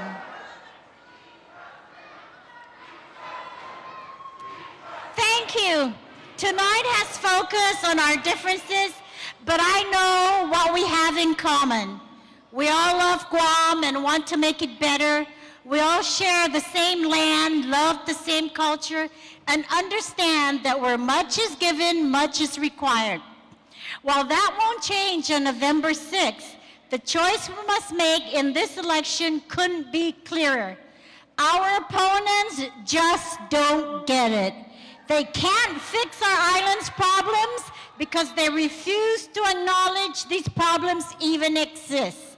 After 8 years of their failed leadership, families don't feel safe in their homes, and last year, 5,280 people got so tired of looking for work, they lost hope, gave up, and left the job market entirely.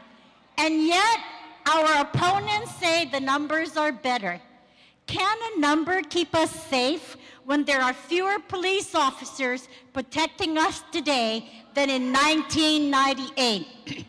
Can a number keep a struggling family from sliding out of the middle class when their wages are worth half of what they used to be? And what number will improve education if this government continues to shortchange our schools by 20 million? Guam needs leadership, and they're 8 years too late.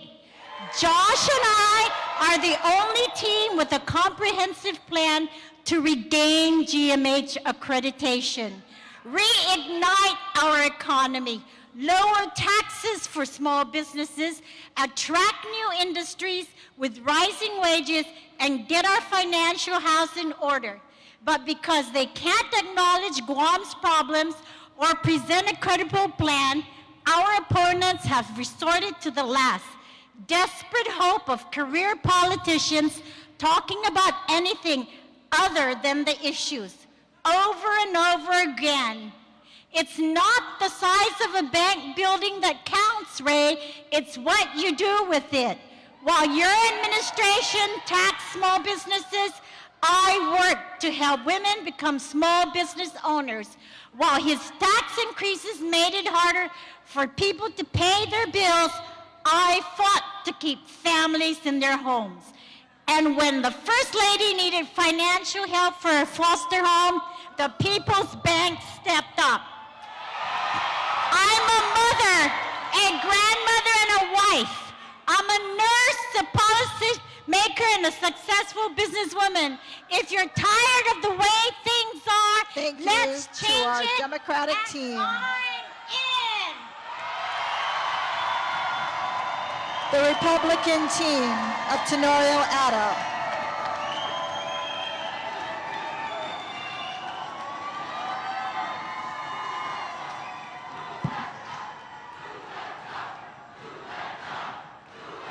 Republican team of Tenorio Addo, you may now begin.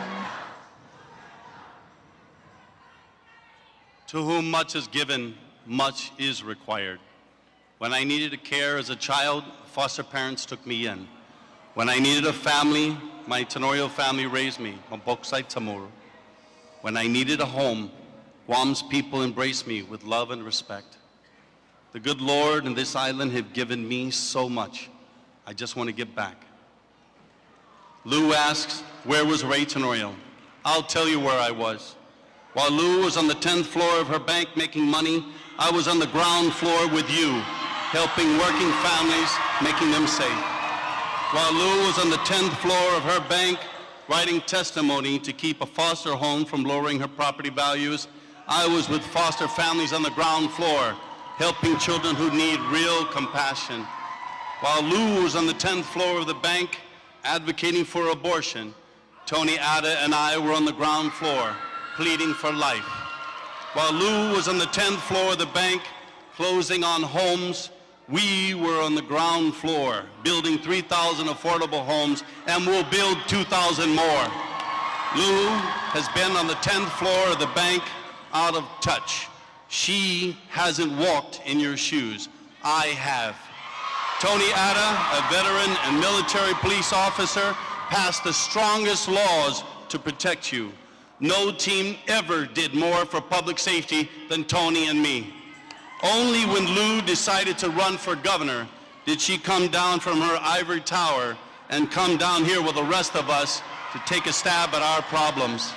We all want to serve you, and we all have records of what we did to solve problems. These past 8 years, new hotels, restaurants, and businesses have opened or expanded. High school graduations are up, and more are going to and graduating from college. Naval Hospital and GRMC were built. Patients have new clinics, life-saving treatments, and GMH's new ICU and ER and urgent care. Between 2011 and 16, aggravated assault dropped 45%, homicides are down 50%, and rape down 31%. Every village has an ambulance, more police cars on patrol, and we took 100 million drugs off the streets. Here's better questions. Who knows your struggles because he lived them? Who do you really trust to continue the progress we already achieved together? Who will advocate for everyone, not just those who are in, but those without a voice, those different nationalities, those in poverty and foster children, and the unborn? My dear people of Guam, it's my buddy Tony Ada and Ray Tenorio. We have been on the ground floor with you our whole lives, and like you, we are Guam. Thank you. Thank you to our Republican team. Ladies and gentlemen, this concludes the 2018 Great Gubernatorial Debate. What a night, wouldn't you agree? To the candidates, we want to sincerely thank you for your participation tonight. To the students who led this event tonight, we made history. You should be proud of your efforts and know that we do not serve because it is easy. We serve because what we do matters. There are also so many people that work selflessly behind the scenes to make this event possible. You know who you are, and for all your hard work, we are forever grateful. On behalf of the University of Guam School of Business and Public Administration, graduate programs, and the Regional Center for Public Policy, we want to sincerely thank you all for joining us this evening. Next Tuesday, November 6th, during the general election, make your voice heard as we elect those who will lead us for the next 4 years. Have a good evening, everyone, and good night. Well, there you have it, the Great Debate 2018 now in the bag. The candidates closing off things tonight. Back with us, our analyst, Chris. Well, let's start with Mr. McNitch. Okay. Because he was talking about the second half was everything. What did you think? Well, I like the media's questions. I think that they continue to take pot shots at each other. I think one of the disadvantages is they weren't able to reply to each other a little bit, and sometimes that's a little bit frustrating for them. I think if they had been able to reply, they would have kept that rhetoric going a little bit more.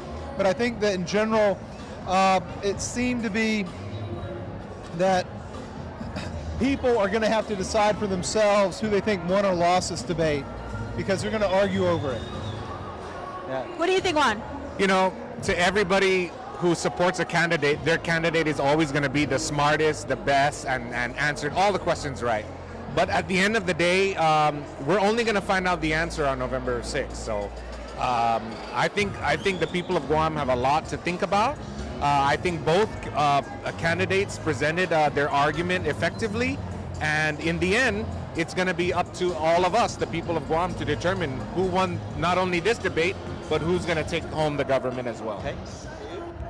I would have to say first that out of all the debates that I've watched at the University of Great Debates, this is my favorite one. It actually was enjoyable. It went to the wire. I think the media question should be a keeper. I thought they were the most hard-hitting questions through the whole night, and I thought they were not holding punches. The media didn't hold any punches. You know, this guy here put like two of the tough ones into each of the team. I do think at the end, every candidate will find, the people that are really convinced and committed to those candidates will find something that they say to continue to support them. It's more that independent voter, that middle of the road, the undecided, who I think finally got to see them both passionate about what they were saying, and will now make up their mind of saying, well, seeing them in that environment and the answers they provided, who do I feel is the most trustworthy person to put in charge of Guam? And for some, like me, it's going to be Ray. And some will go to Lou.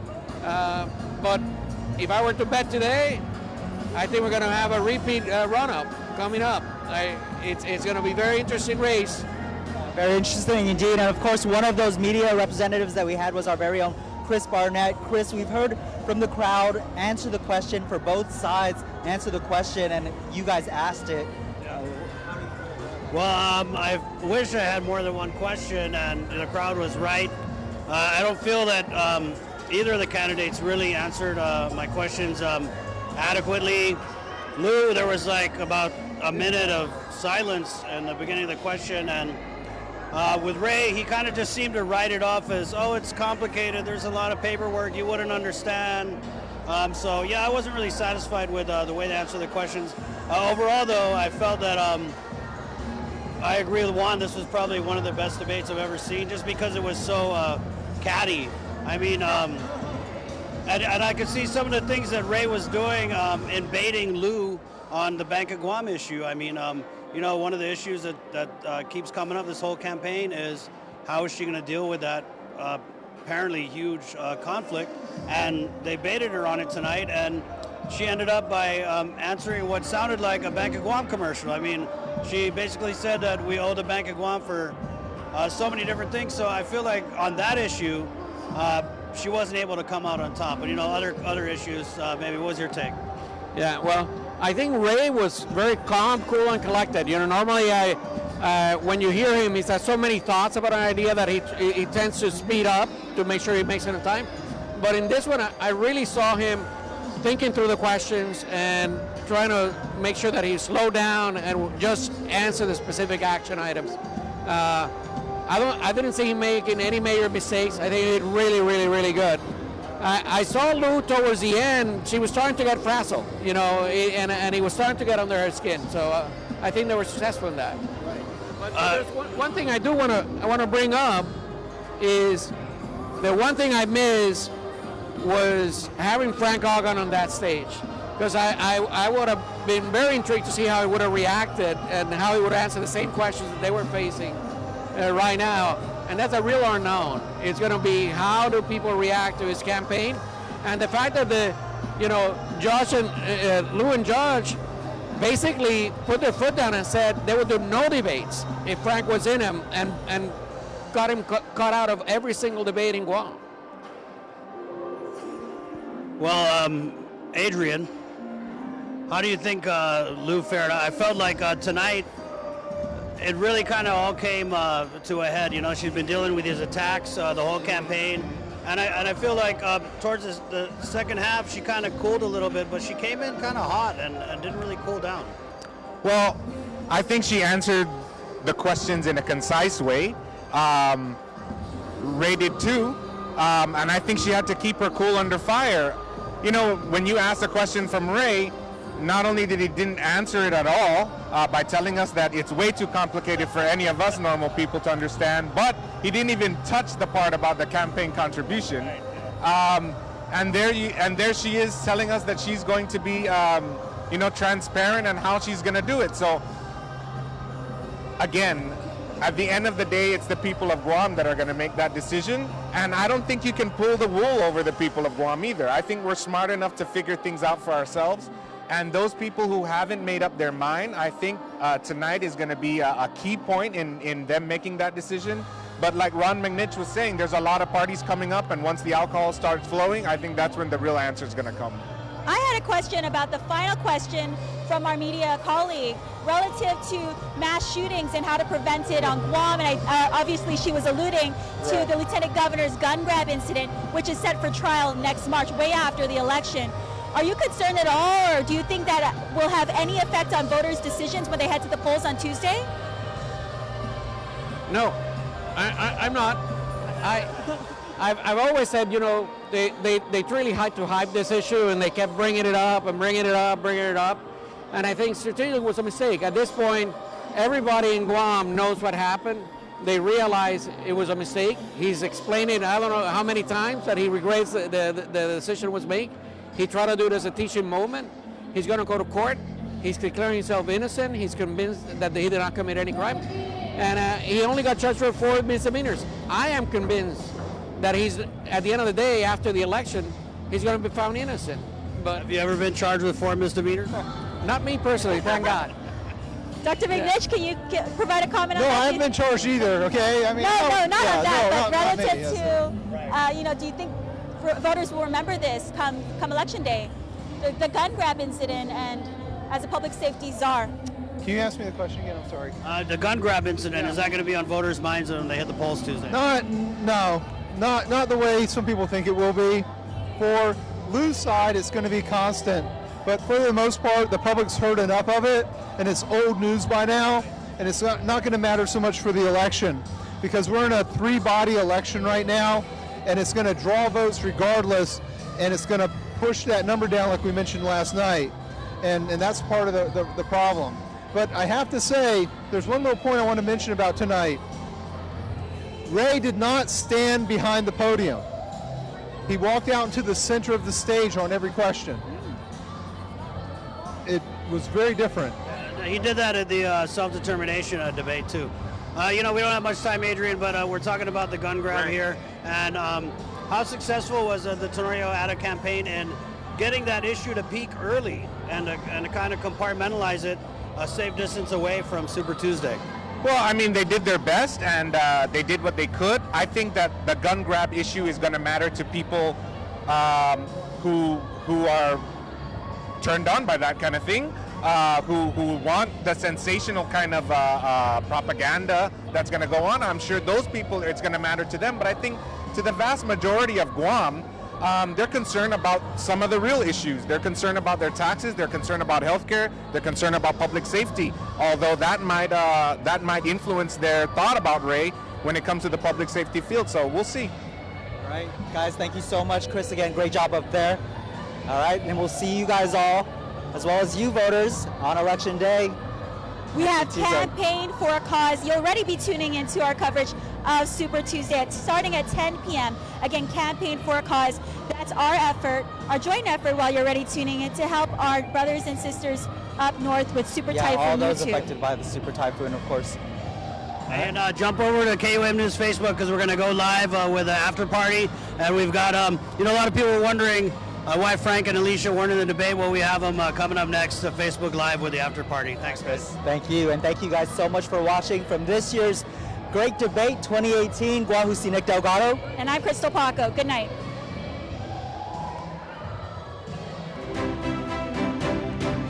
Special thanks to Docomo Pacific.